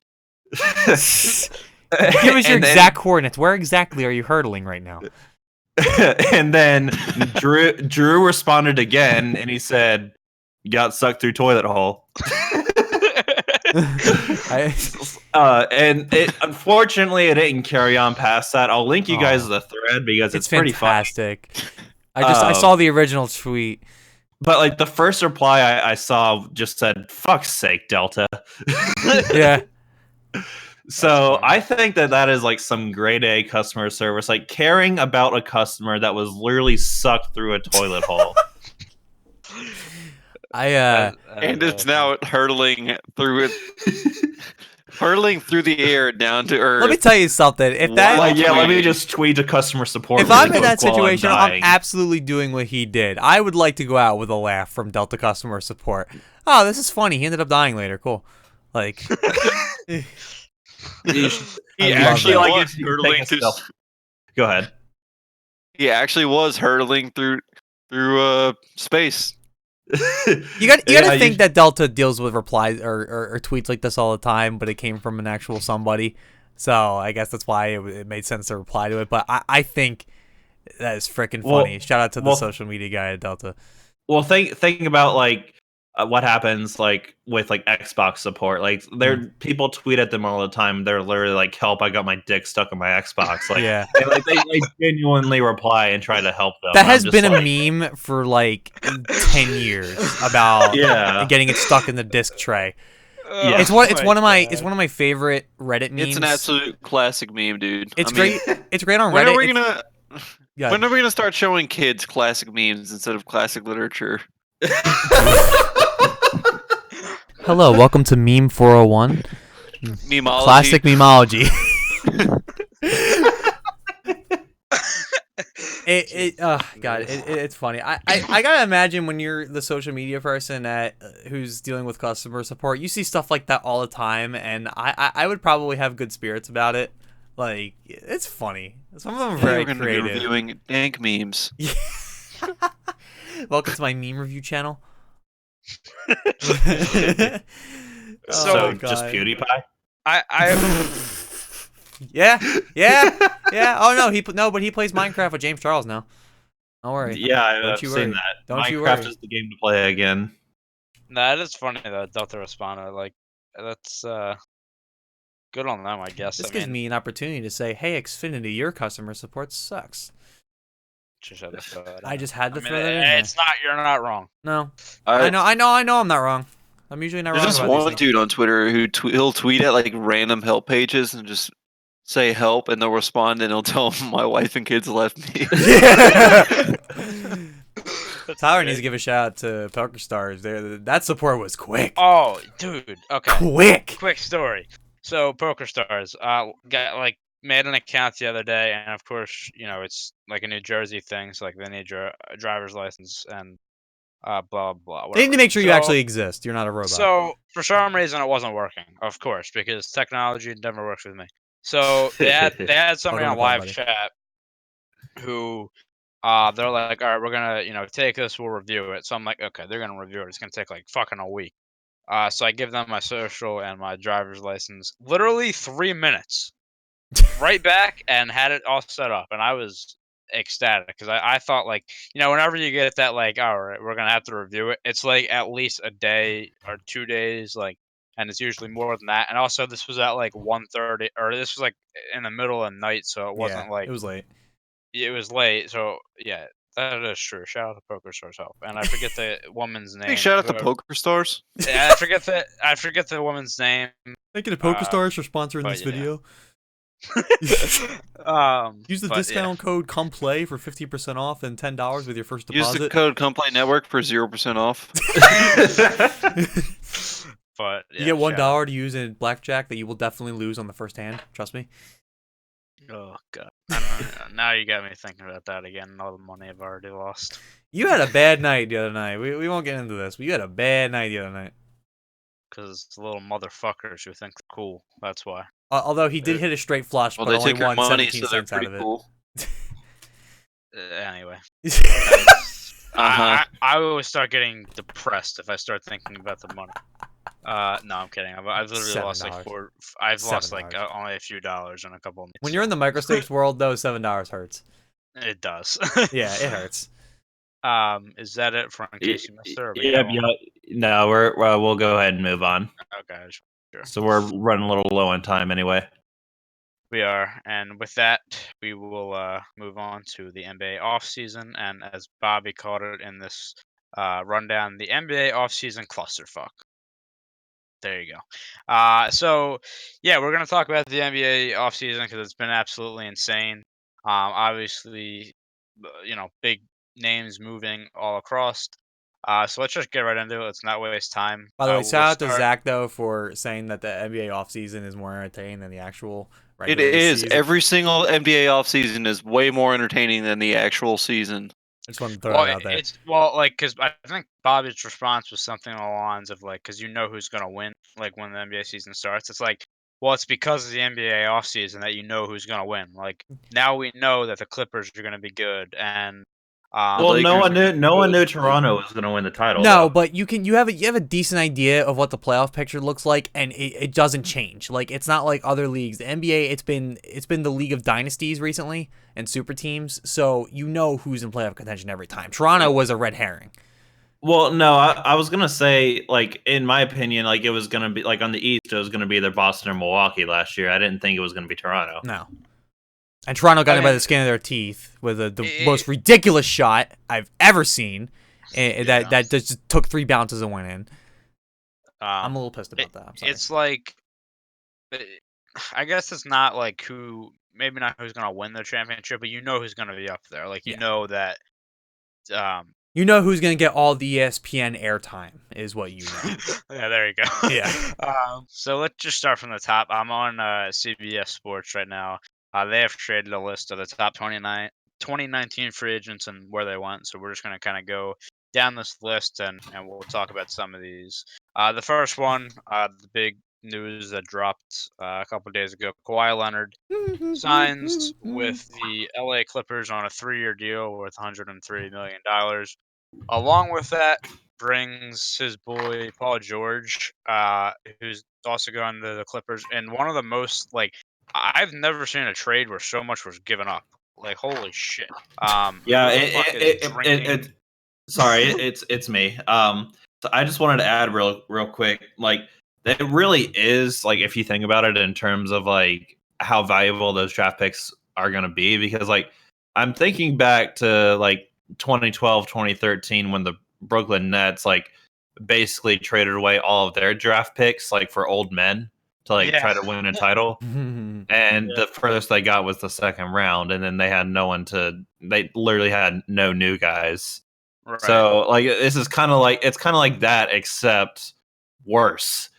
Right. In terms of draft picks. I mean, I will say, yeah, in terms of draft picks, yeah, I mean, I will say that the Clippers, I mean, Paul George is a top, probably top 10 player in the league. Is where the Nets kind of got. I mean, yeah, they were guys that were declining. So it wasn't in their best interest. But yeah. So the trade haul on that was they gave up 4. I'm sorry. Let's see here. They gave up 4 future unprotected first round picks, one protected first round pick, and 2 pick swaps. Along with Shea Gilgeous-Alexander, who is, in my opinion, going to be really good, and Gallinari, who is a nice piece. I mean, it's unfortunate that he's going to OKC, where they're not going to make the playoffs, and he's probably going to be, a waste of a space there. And I say that sounds terrible, but he could be a nice piece on a championship team, but I mean, they're not going anywhere, especially after the Westbrook situation. So, yeah, that is a haul. But the Clippers kind of snuck in there. I mean, the big things were, or the big rumors were that it was going to be either Toronto. It was like somebody said it was like 99% Toronto or something like that, and of course everybody went crazy. And then it was like if it's not Toronto, it's LA. The Lakers, and it ends up being the Clippers, which is it's pretty funny. Forgetting the Knicks So too. I want Paul. The Knicks are fucking Stephen A. Smith is on travesty. suicide watch, by the way. So before we move, I want to move on to something, and it's probably going to be you're probably going to know what I'm going to talk about but I want to talk about the Lakers moves first. So the Lakers get DeMarcus Cousins on a 1-year deal. They bring back Rondo. They also got what's his face? My God, why can't I think of his name? Green, the guy that was on. I can't think of his first name. No, not Draymond. I was gonna say, I don't know any other Greens. My God, Danny Green. Jesus Christ, I could I was not. gonna say, think I don't of think his name. Draymond Green moved. I don't know any other Greens in the league. Yeah, no, it was Danny Green. So my question, which has been the question of a lot of people, is who has the best roster right now in LA? Is it the Lakers or the Clippers? In my opinion, it's definitely the Clippers. I don't think it's. I mean, it's it's tough because any team with LeBron on it. So I'll have to. Sorry, I'm doing like a quick double check of like the Clippers roster and like seeing how their bench is. I mean, So- quite honestly, dude, I don't see how the hell you would have the Clippers over the Lakers. Are you Like, saying honestly. best roster or best starting five? I wouldn't say like the whole roster. I would say the Lakers for like both. I would say like if we're talking comparing rosters, I'd say like the best 8 or 9 guys kind of deal. So looking at the Clippers, they got Pat Bev, who's the thing about the Clippers is they're going to be a lockdown team. They got Patrick Beverly, obviously Paul George. They got Kawhi. They got Mo Harkless, which is a nice addition for them. Montrezl Harrell will be coming off their bench. He's going to be awesome. They still got Brendy's favorite 6th man of the year. Oh my fucking god, dude! Lou Williams. Landry Shamet is probably I think he's going to be their starting shooting guard. I'm not sure though. And then they got Zubac. So I mean that's kind of their roster. I had to bring it up because oh god, his relationship with them. So that's the Clippers roster. I think having Lou Williams and Harrell come off the bench is definitely a big deal. They're going to be a nice 6 and 7.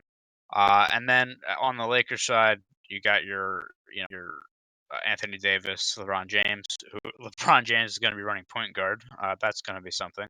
That he wasn't anyway. You got DeMarcus Cousins, Quinn. Well, Cook, he's not going to be running. He's not going to be running point guard. Rondo is. Well, they said they're technically making him a point guard, though. Like I don't know what that entails. Like I mean, he already brings up the ball up the court like most of the time. If like I don't. Well, that's just because he wants to. I don't like. I think. Well, I mean, it also helps to be fair that like early on in his career, he like kind of was a point guard because he was the only good person on the team. But like, I mean, Rondo's the only like other like point guard like legit point guard. Like they're not gonna like have Quinn Cook bringing up the ball. Right.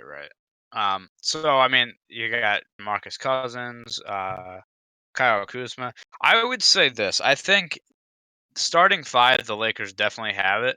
I think I would also probably give the edge to the Lakers overall, but I think it's close. I will say a lot of people are absolutely shitting on the Lakers. Like they're saying like how bad, like not. I don't know. They're bad based on Like- what they were predicted to be at this point because they were in the supposed to get offseason. Kawhi, Yeah, they were supposed to get Kawhi. and they didn't. So And I guess that's why really we're didn't. shitting on They missed the super team status, even though our starting 5 is still going to be dominant. I mean, no question. Who's going to play the Who's going to play the 4 out of Paul George and Kawhi Leonard? Out of Paul George and Kawhi, well, neither of them. But like probably Kawhi Leonard more, but like I don't see any of either of them. The thing about basketball nowadays is I feel like positions are coming less and less of the actual. It is because thing. I'm looking. I'm like, wait, there's 2 small forwards here. I'm like, oh wait. I Yeah. mean, like they'll have like Beverly at the 1. I mean, obviously, and they'll probably like Zubac and Beverly are definitely going to be playing point guard. JaMychal, it's probably going to be JaMychal Green. Like that's like possible, yeah. The current lineup, according to lineups.com, has Kawhi, Paul George, Patrick Beverly, Zubac, and Shemet as the shooting guard. Yeah, I would put George at the 2 and then Kawhi at the 3, and then JaMychal Green at the 4. I mean, like I said, in my opinion, it doesn't really matter that much anymore. Like I think obviously having LeBron James is not built to be a point guard, but he's going to be playing point guard. Like it's just basically a tag at this point. Like it doesn't actually matter. Well, still, like you're not like I know it's like kind of become positionless, but like at the same time, like you don't want to start 5 centers or 5 point guards. No, you know? No. Yeah, of course. But if you have 3 guys who can score and they're all small forwards, it doesn't matter if you put 1 or 2. Well, okay, so like the shooting guard and shooting guard and small forward, I would argue are actually pretty interchangeable, and like you could probably play either. No, I'd agree. I think the 4 is a little bit different, just because like you kind of have to like have a bit of height on you, but like for the most part, it's you could probably like just take like a tall shooting guard and put him on the power forward spot. So it just like I think 2, 3, and 4 like definitely can be interchangeable to a degree. I think. Go ahead. I was gonna say I agree with. Like, I'm not saying like a center can play the point guard. I'm not saying that. What I am saying is that you have a lot of these small Bro. forwards. What? I was just gonna say, imagine like Anthony Davis like bringing up the ball. JaVale McGee at point guard. JaVale McGee. No, but like you know I think the 2, 3, and 4 are definitely the most interchangeable out of all the positions. I mean, maybe even like the shooting guard and point guard, of course, but yeah, I think that's very interchangeable. And what I was gonna say is you have a guy, you have these quote unquote small forwards who, like Kawhi and LeBron and KD and fucking Jimmy Butler, like whatever. These guys are big guys. Like they're not small, so they can be kind of put at the shooting guard or the small forward or power forward. Like they're everybody's fucking tall, so it's like I feel like it's and big. Like the way the NBA has become, I mean, the training these guys are getting. I mean, they're very strong and tall, so you can kind of put guys wherever. But yeah, I don't know. I think the Lakers probably have the advantage still, even though um I I mean the Clippers are going to be such a lockdown team with Kawhi and Pat Bev and Paul George. Like I wouldn't be surprised if they had like the least points scored against them this year. So yeah, so that's the Battle of LA. That was a very big deal, and honestly, that Kawhi Leonard going to the Clippers literally changed the landscape of the whole league. By the way, Yeah. That like wasn't supposed to happen. So he goes there, and he brings Paul George with him, which means like Westbrook goes to the Rockets. So now like you just changed that. The Lakers were supposed to get him, so now they're lost. Toronto doesn't have him. Like it literally that one deal changed everything for so many teams. Yeah. It's kind of crazy. Yeah, and I want to point out just how wrong the media was on this, like from the beginning. Like I will say to Kawhi's credit, like literally like he had like everything duct tape and like nothing was leaking. Yeah. Like no one knew that like he was trying to get a Paul George trade or like a trade for any superstar really. I want to give a very special shout out to my boy Ari Abraham. You guys might have heard of him. He's like this 17, 18-year-old beat writer for NBA Insider. And he has been repeatedly like so wrong about this Kawhi Leonard stuff. Like on like July 1st or July 2nd, he literally tweeted out like, whoa, she was like, the Los Angeles Clippers are out of the Kawhi Leonard sweepstakes per sources, and like he's been like completely mocked on freezing cold takes repeatedly. And like the man literally just refuses to take the L. Like he's like not even just like, yeah, fuck that up. He's like, I was just going by what I was told at the time, and I was like, cool, take the L. Well, I was gonna say that's gotta be a tough position, right? Because you're a journalist and you're being told from whatever sources you have, whether they're legitimate and good or not is anybody's guess. But you're getting told from people, hey, look, it sounds like the Clippers are out, and you report that. I mean, being first is a big thing in journalism these days, which is always, that's something that's worth the criticism by itself. But if he's the first to say, oh yeah, Clippers are out, he's automatically going to get the praise. So if he's got multiple people telling him, hey, they're out, then I don't blame him for reporting that. But that obviously wasn't his.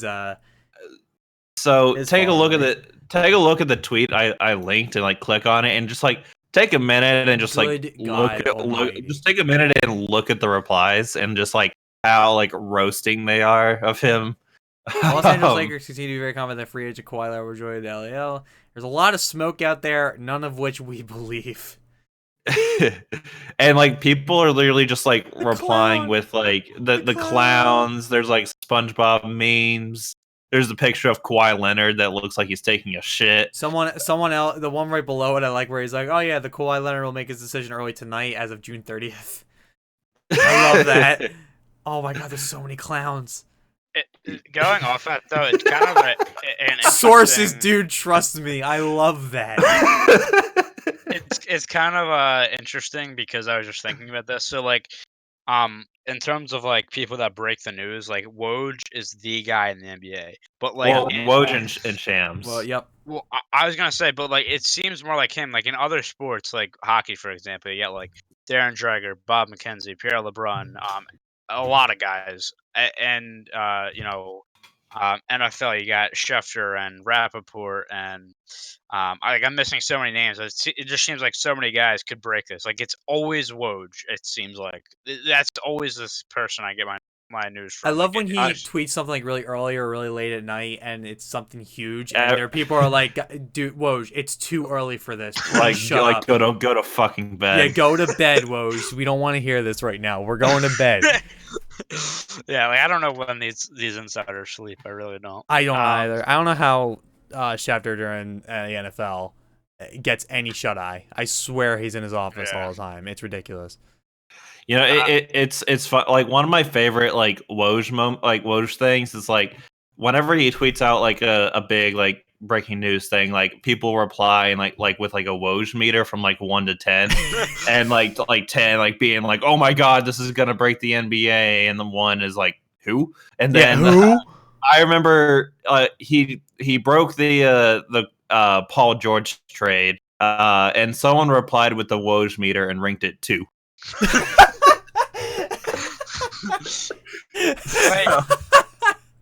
Yeah, I don't know. It was like I think it was like the NBA draft though. Like I'm watching the NBA draft and I might as well not have because I'm on Twitter and he's tweeting out who is going to get picked before the pick happens. Like he like the draft hasn't even happened and like he's already at like pick 14. Yeah, like what? Why am I watching this? I already know what's going to happen. I will say like the draft recently has been like getting like really complicated because like for some reason, like I don't know why the NBA does this, but if you trade draft picks, it doesn't take effect until July 6th. So dumb. So like the Hawks, like they got the fourth pick in the draft due to a trade with the Pelicans via the Lakers. So Adam Silver comes up to the podium and he says with the fourth pick, the Lakers select DeAndre Hunter, and it's like, yeah. Go ahead. Although that's the Hawks, like the Hawks made the pick. The Hawks made the pick through the Pelicans via the Lakers. I've never seen something so dumb. I just want to say that drove me insane. I feel like this year, like there's a lot of trades and smaller trades, like in the later round, and like the mid to later rounds of the first round, later half of the first round rather. So like there's a lot of that, and it's like, DeAndre Hunter has to go up there and wear a Lakers hat, although everybody and their mother knows that he's going to be an Atlanta Hawk. Like, how dumb is that? And then like the reporter is like, "What's it gonna feel like to wear the purple and gold?" Yeah, and it's like I'm not. What?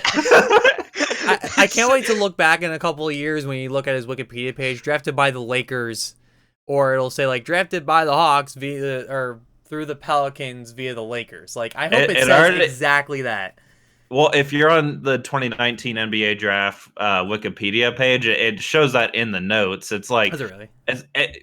So for the Hawks, like that's actually straightforward. It's like because it was originally the Lakers pick, and it got traded to the Pelicans, and it got traded to the Hawks. Like that doesn't sound straightforward, but like for the NBA, that actually is. Like there was one very very weird instance with the Sixers where there was like 5 different so like this was the Boston Celtics. This was originally it was the 20th overall pick. It was from the Clippers via Memphis, picked by the Celtics and then traded to Philly. So literally like 4 different words. Like from, via, traded, selected. Yeah, it's god, that pissed me off so much. I'm like, I don't know how to pronounce the guy's name. The guy from Washington. I can't remember. Matthias Tybel, Yeah, I don't know how to pronounce his name. or it's Matthias or Matthias, I forget, but yeah. But yeah, he was on like 4 different teams before the 6. Yeah, it's dumb. But the other teams that made out really well in free agency, maybe the winners of free agency, depending on who you talk to. The Brooklyn Nets land Kevin Durant and Kyrie. Kevin Durant 4 years, 164 million, and Kyrie 4 years, 141 million. KD will not play next year with the torn Achilles, I think it was, or something of that torn ACL. I forget what it was, but they get 2 guys there, and the Nets all of a sudden again are actually relevant. How about that? No, not They next also year. Not next year. Not next well, year. not I don't know. I mean, Kyrie could get them. I think they'll get a playoff spot. The East belongs to the sure. fucking Sixers next year because the And Nets the Hawks. aren't ready yet. They also Trae got Young is going to carry the Hawks to a 2 seed. the one deal that I don't know about too much. I mean, so DeAndre Jordan also goes there. It's 4 years. I mean, it's only 40 million, but 4 years. When they already have Jarrett Allen there, it's kind of confusing to me. But I mean, maybe they wanted to get a guy that was definitely ready. I don't really know. I mean, Jared Allen looks like he's ready. That's what I'm saying. Like, I feel like I would have Jarrett Allen over DeAndre Jordan. I don't know, man. Like, that one confused me a Just the little bit. field goal percentage. That's all. I don't know. But yeah, I mean, how like do you, my outlook for the Nets next year is I think they could maybe get like a 6 or 7 seed, maybe even a 5 seed. Yeah. Like, what do you guys think for them without KD? No, you're definitely right. I think if KD like were to be on the team, he would basically like guarantee at least a top 3 seed. And Yeah. man, it's really interesting. Like like the Nets, like it seemed like they almost came out of nowhere because like I swear to God, like the Nets are trying to be like the first team in NBA history to never draft again. Like I or at least in the first round, because it's like I remember like they actually had like their own pick this year.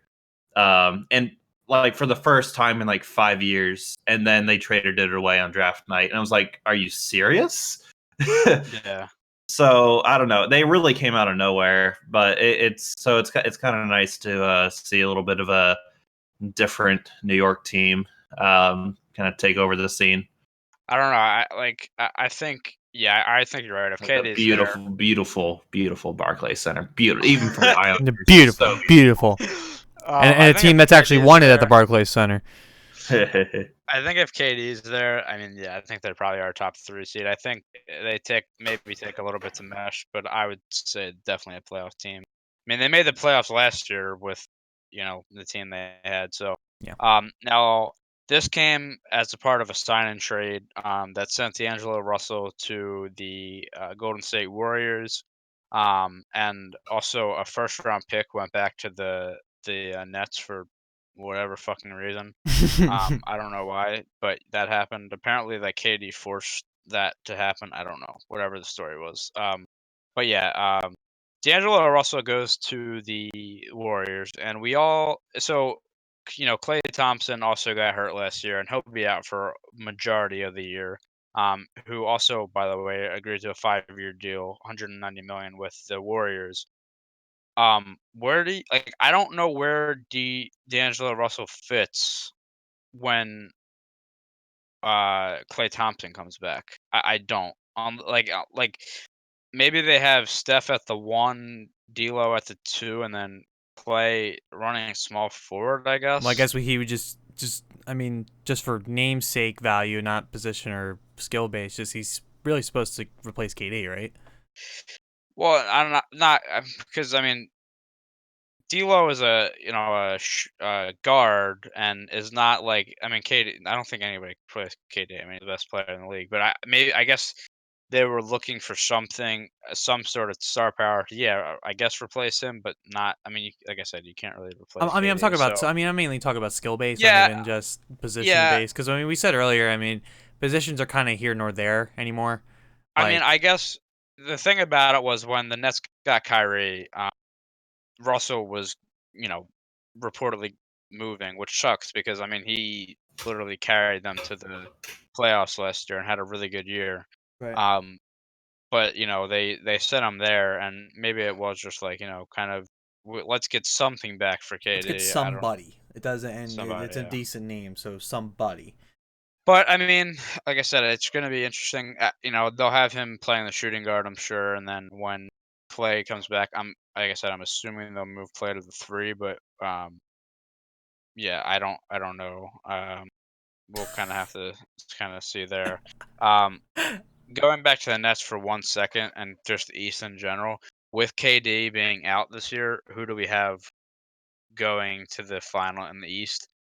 I would say the Sixers probably have the best chance, but I probably would say the Bucks would be my actual pick for the team that goes to the finals. I don't know how everybody else feels. I'm gonna say Sixers, one, because I'm biased. Two, not all the teams in the East are together yet, especially looking at the Nets with KD out. I think not next season, the following season might be a little more difficult for the Sixers, but the Sixers made some decent moves too. Don't count them out in their offseason. But I think if it's gonna be when is their time to make the finals, it'll be now. It'd probably be now. I would say the Sixers, if they had anybody on the floor that could shoot. They're going to be their problem. Basically, we're just waiting for Ben Simmons to break out finally. I mean, we're waiting been for way Ben too long. Simmons to develop a jump shot. Yeah, that's basically what we're looking for, and we just signed him to to max extension. So, he's got to break out, and I mean, Embiid's gonna be Embiid again, hopefully. But I don't know. I don't know who really. I mean, Sixers are definitely still a playoff team. Like, I don't think that's. I mean, that's I think debatable. if you're looking at the East, I would say either the Bucks or the Sixers are your top 2 teams this year. This year, excuse me, with the in the East, at least with the KD situation. Y'all sleeping on Trae Young and John Collins. That's all I'm saying. Look, I do believe the Hawks will actually be a playoff team this year. I believe that, but like 7 or 8 seed. 7 or 8 seed, yeah. I mean, yeah. Like I'm obviously joking, but it's like fuck everything right now.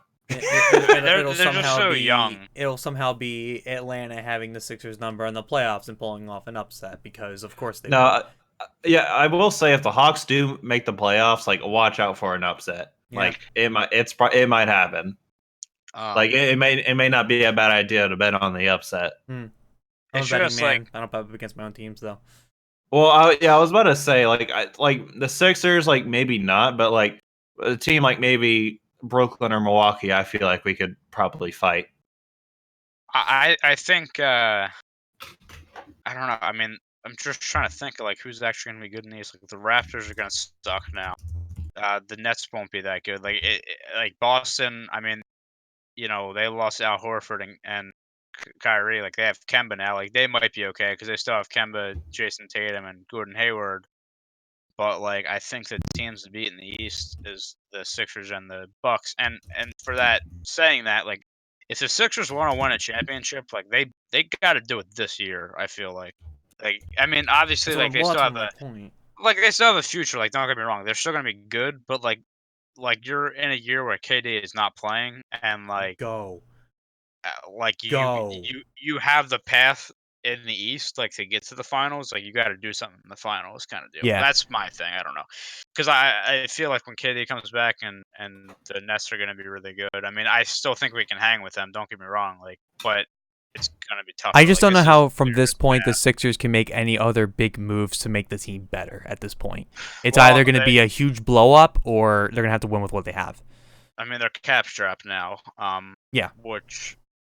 Yeah, I mean, they lost J.J. Redick, so I guess we'll move on to the Sixers I'm now, sad about that one. I liked him. That sucks because he was actually the one guy that could shoot in our team. Yeah. And then we also lost Jimmy Butler, which again too. Sucks because there's the other guy that could shoot on our team. Jimmy, goddamn buckets. And the funny thing about I think I was talking to you guys about this. There was I think it was like his high school yearbook or something. They were showing it was Jimmy Butler, and it was like one thing you would never wear, and it was a Miami Heat jersey, and that's Yeah. like a legit thing. Yeah. And he's now a member of the Miami Heat. So He just wants a there you party, go. man. He just wants a party. I mean, I assume he probably said that like back when it was like the LeBron, like Dwayne Wade and no, I Chris mean, Bosh. Holy shit, was that then? no, I mean this was a high school yearbook. So I mean this. Oh, okay. But he's Sorry. not that old though. No, I Well, mean, when was he's the not Heat? that.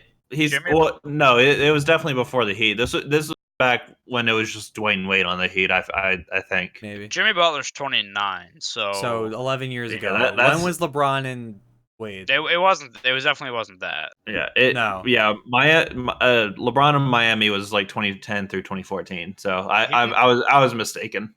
Was this like that? Might have been like the So Shaq. close. It might have been like the Shaq and Dwayne Wade team or something like Yeah, that. Jason Williams, like Yeah. that was. If you think about it, that's actually like a pretty like solid team. Like obviously they won a title. Obviously it's a solid team, but like Yeah. that's like you got Jason Williams and fucking Shaq, fucking Dwayne Wade, and then you have a fucking rigged NBA on your side. So you got all the right combination of stuff. We were able to retain Tobias Harris, which is good. I mean, he's a solid player. Again, just the problem is we have our problem right now is we have a lot of guys that do the same thing, so it's going to be tough. But Tobias Harris, 5-year, $180 million deal. So the starting five. By the way, the Jimmy Butler trade, it was a trade and sign as well. So the Josh Richardson goes back to the Sixers, which I like a lot. I'm happy they got somebody out of it, and he might be the guy that can put up some numbers for us. He'll play shooting guard. So the starting lineup for the Sixers was going to probably be Simmons at the point guard, Richardson at the 2, Harris at the 3. Al Horford, who signed a deal with us as well, at the 4, and Embiid at the 5, I would guess. The Al Horford signing is really funny. I feel like that signing for the Sixers was not so much for the team to get better, but Al Horford is literally the only guy in the East that I think could legitimately, stop Embiid. And now he's not. He's on the team, so Right. like, I think that was more of like a signing, like obviously he's good and he'll be a good player, but I don't think there's anybody in the East that can actually defend Joel Embiid No, now. I don't either. So that's nice. I mean, Embiid might. That's what I'm saying. Like the Sixers got to do something this year. But yeah, I mean that's a lot of the top signings. You had the the one other team we have to touch on just for the absolute memes is the poor New York Knicks. I'm sorry. There is one more thing. Kemba going to the Boston Celtics will be interesting because Kyrie went there and they weren't able to win a championship. And Kemba, I think, is one of the more underrated players in the league. I mean, he's considered a superstar, but like I feel like he's still underrated. Like he's amazing. So it's gonna be interesting to see if he is the player that can actually bring them a title. Oh my god. Anyway, so yeah, the New York Knicks. Let's talk about them for like a few minutes, and then we'll wrap up the show. Here's the thing. I am so I'm a Sixers fan. Hate the Knicks. I feel so bad for their fans. Yep. So bad. Okay. So This was it, man. Knicks- This was it. This was their time to do it. we went from a few months ago, the Knicks saying, they were reported to get, obviously not all of these names, but at some point they were reported to get Anthony Davis, Kevin Durant, Kyrie, Kawhi Leonard, and I feel like I'm forgetting somebody, but maybe that's it. There were all those guys. And who they actually ended up with was Julius Randle. Good player. He's ain't Kevin Durant. Nope. They got Bobby Portis. Oh yeah, great fucking superstar. Yeah, no. Alfred Payton. So like they literally got nobody. Now here's the thing about it. It wouldn't. So that's bad enough. Like they got none of the players that they thought they were gonna get. The worst part about this is the stories that came out of it. Apparently, they did not offer KD the max because of the injury. And they didn't give Kawhi Leonard an interview. Like, how does this franchise still run? So I don't what get was it. the story that they didn't give Kawhi an interview because they were supposed to talk to KD first or something? They What were was that supposed to, story? well, it was they were supposed to get KD and Kyrie, so they were like, okay, we're not going to have an interview with Kawhi, and then they didn't get them, so then they were screwed. That's excuse me. That's at least a story I heard, and I'm pretty. It was from a bigger name. I don't think it was Woj, but I don't remember who it was. It actually might have been Woj, which was just the Salt and the and Yep. Stephen A. Smith, yeah, on Suicide Watch. So yeah, I mean the fucking poor Knicks. That and then I know we're kind of flying through this, but yeah, we are on a little bit of a time constraint. The last thing I want to mention is the trade that happened yesterday, which is a little bit of a confusing one. No, The this was big, inevitable, man. With well, just Westbrook. it's I'm not saying like the actual trade, but who he went to. So Yeah. Russell Westbrook goes to the Russell Thunder. Wilson. I heard that. Not did I say Wilson? You caught yourself and fixed it, but Uh, you meant to go say it. I also just said he went to the Thunder, but that's not true. He was on the Thunder and it was going to the Rockets for Chris Paul and some draft picks. The Thunder, I've already said they're looking to trade Chris Paul, so that will probably happen soon, I would imagine. The reason this is, I don't understand this. Not that okay. So obviously Russell Westbrook and James Harden, when they were for the past few years, they've been two of the best players in the league and MVP candidates. But you have two guys that play so similarly to get like and now are together. They both thrive at getting to the basket and cutting and driving to the lane, whatever, shooting free throws and this and that. So one of them can't have the ball the whole time, and I feel like that's eventually going to be a problem. Like if James Harden is the one that has the ball majority of the time, how is Westbrook gonna react to that? Now, obviously, James Harden and Westbrook played together in OKC before they got traded. Which, by the way, that team, looking at it now, was insane. A few years ago, that Thunder team had KD, Harden, and Westbrook. That's unbelievable. But it's going to be interesting how these guys have come along and I mean, for lack of a better term, I mean, they're both ball hogs. One of them is going to have to take a step back. I don't know. I don't really get the trade, I to don't be think honest. Westbrook's not really a spitfire though. Like he's not an egomaniac, is he? I don't think he is. Uh, Harden can be. I no, I think Westbrook. I would say Westbrook is probably more than Harden. Really? What I don't hear Westbrook? much coming out of him, or maybe I'm just not looking hard enough. Well, Westbrook is he he's like one of those guys that is just a true competitor and Right. sometimes gets into it a little too much on the court. Like Right. him and Embiid have been, having their back and forth for the last few years now. Oh, I mean that's just competition, man. I mean that's. But I mean, as far if you're talking about like a guy that's going to be in the media, like, oh, our team sucks or whatever. Like, it's not nothing like that. It's more of just like he's a hothead essentially. Mm-hmm. Like sometimes because he's just so competitive. Mm-hmm. Um, I guess that would be my thing. But no, I don't know. I just don't see. I mean, look, they have two superstars in their team now. So you got to throw them in the mix. The West is so much better than the East, by the way. It's unbelievable. Yes. Oh, Like by a the mile. West, it's not even close. But yeah, it's just I don't know how this is gonna work out. I'm really not sure about that. Fucking the Thunder absolutely stockpiling draft picks though. It's like insane, with the Paul George trade and now the Westbrook trade. I mean, they're gonna have draft picks like you would not, a lot of They have a first round ton of picks and first stuff like rounders now, that. don't they? Yeah. Jeez. So I'm actually looking at it. So next year they have only two for this is all first rounders. Next year they have two. The year after they have two, but they can swap with Houston or yeah. I'm sorry, they can swap with Houston. 2022 they have 2. 2023 they have 2. 2024 they have 3. 25 1 and 2026. Bro, I seen somebody on Twitter post this. Literally, that Paul George trade, like they sent over a 2026 first round pick. You literally just traded for a 7th grader. Like, dude, 2026, like literally a kid in 8th grade right now that's gonna be his draft year or something like that. Like that's crazy. Like unbelievable. You just traded for an 8th grader for Paul George. I hope you know that. There's an 8th grader killing it in town ball right now. Yeah. So.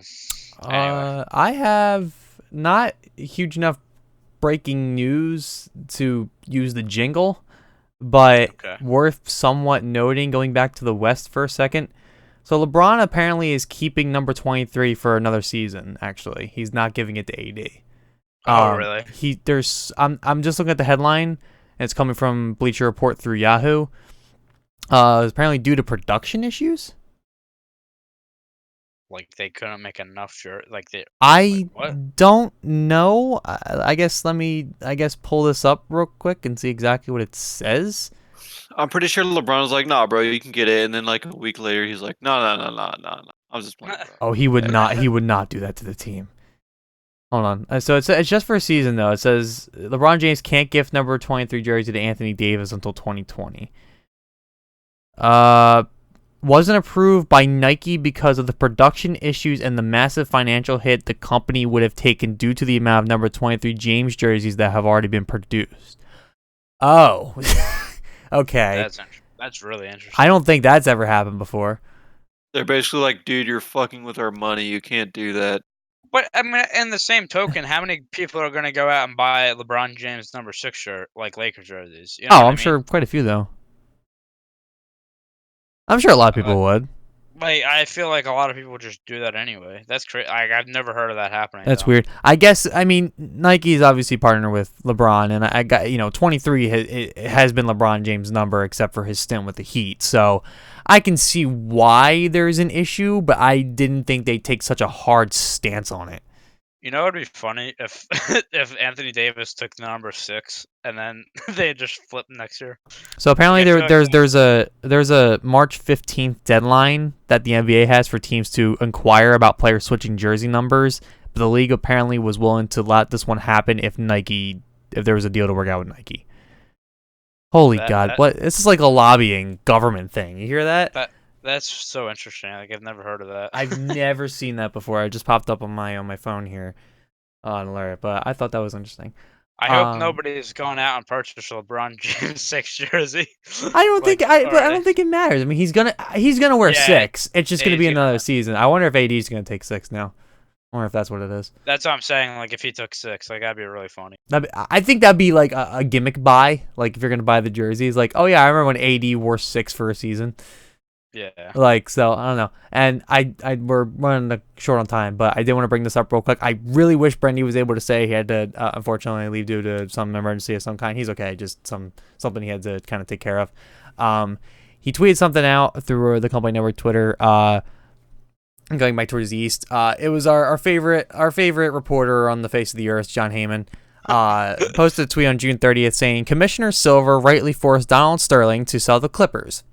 I hope you know why they forced him to sell the Clippers, by the way, just as a side note. Yeah. It's time he do the same in New York and separate James Dolan from the Knicks.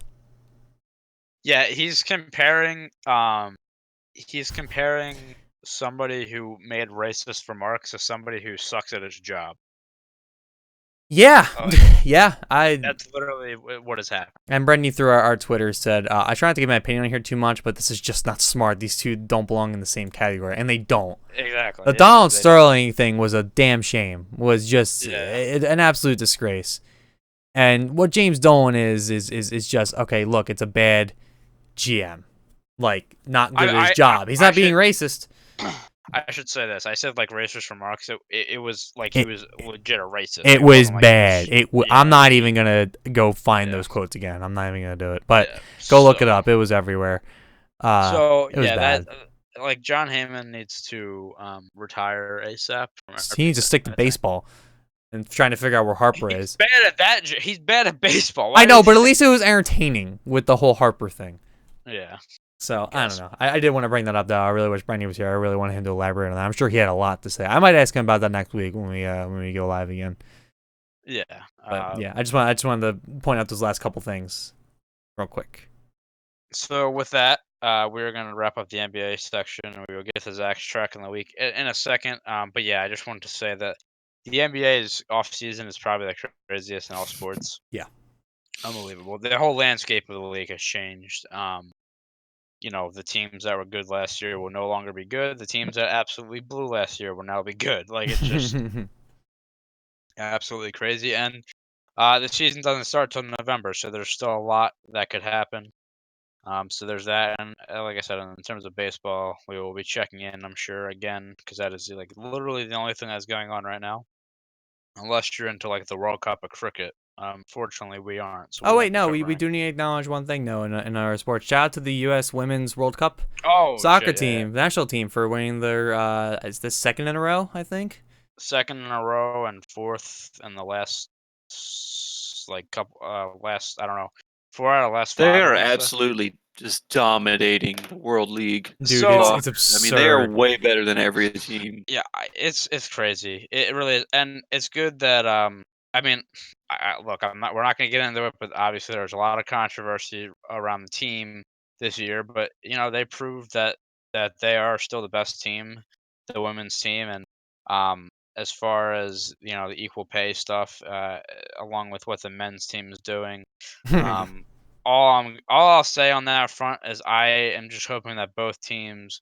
I will say that the women's team, I hope they continue to be good, and hope that the U.S.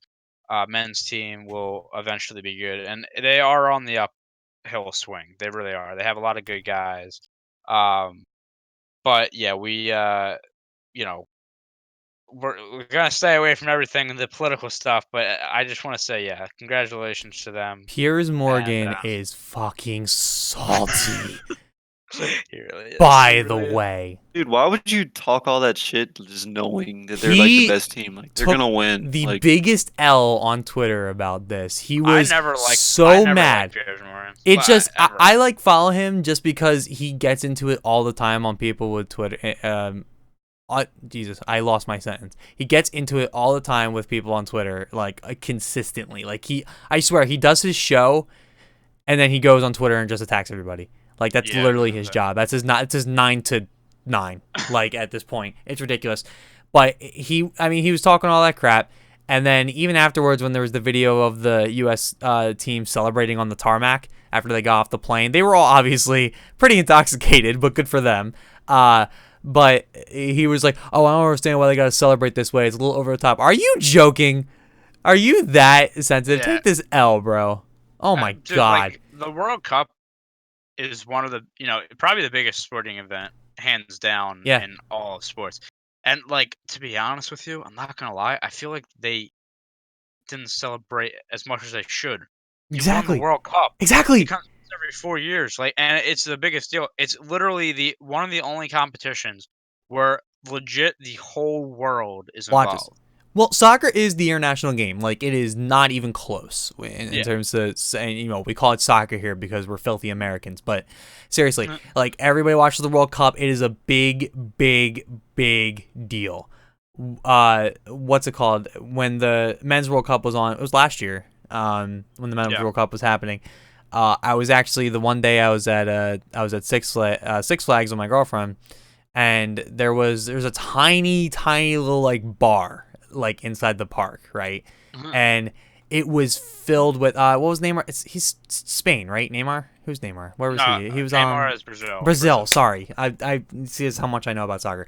So that bar was packed with at least 30 people wearing Brazil jerseys, and they were watching a Brazil game, and they were losing their mind. Yeah. It's insane, and I know that's like a tiny piece of it, but it's cool to see. You don't see that at a Six Flags on any other sporting event In New Jersey. and in Jackson, New Jersey. So yeah, it was just, it's funny. The World Cup is the world's tournament. So, but it was I was able to catch the finals, and I did watch the semis with the Netherlands. The Netherlands goalie, oh my god, get her a club, get her into a club. She was ridiculous. She was ridiculous. I forget her name. Yeah.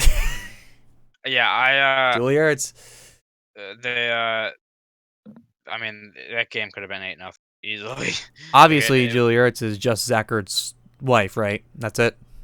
That's it. oh, I don't think so. Did you see that headline though? Did you know what I'm talking Yeah, about? Well, it's because of it's not like a meme, but like they were saying Yeah. like something like, oh, Zach Ertz is just Julie Ertz's husband.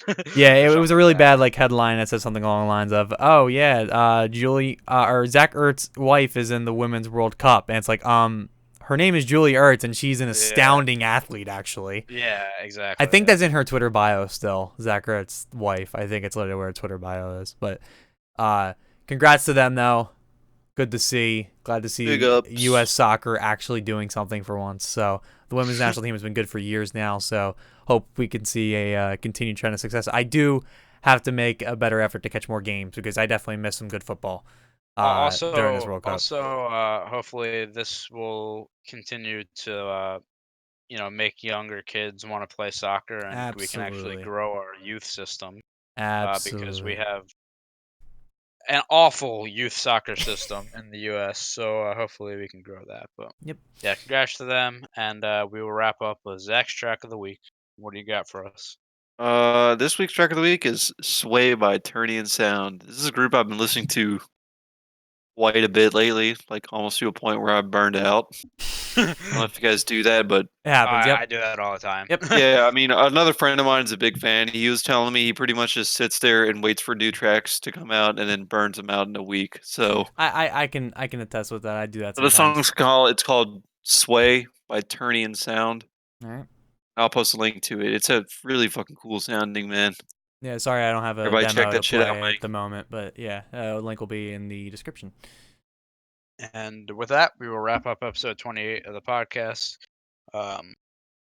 You know, I'm not making excuses for us, but we will try to be back next week. It's you don't understand how hard it is to get 4 people with Or warm people who all work schedules. 40 hours a week. And are Yeah, and even in the same geographical location on top of that. yeah.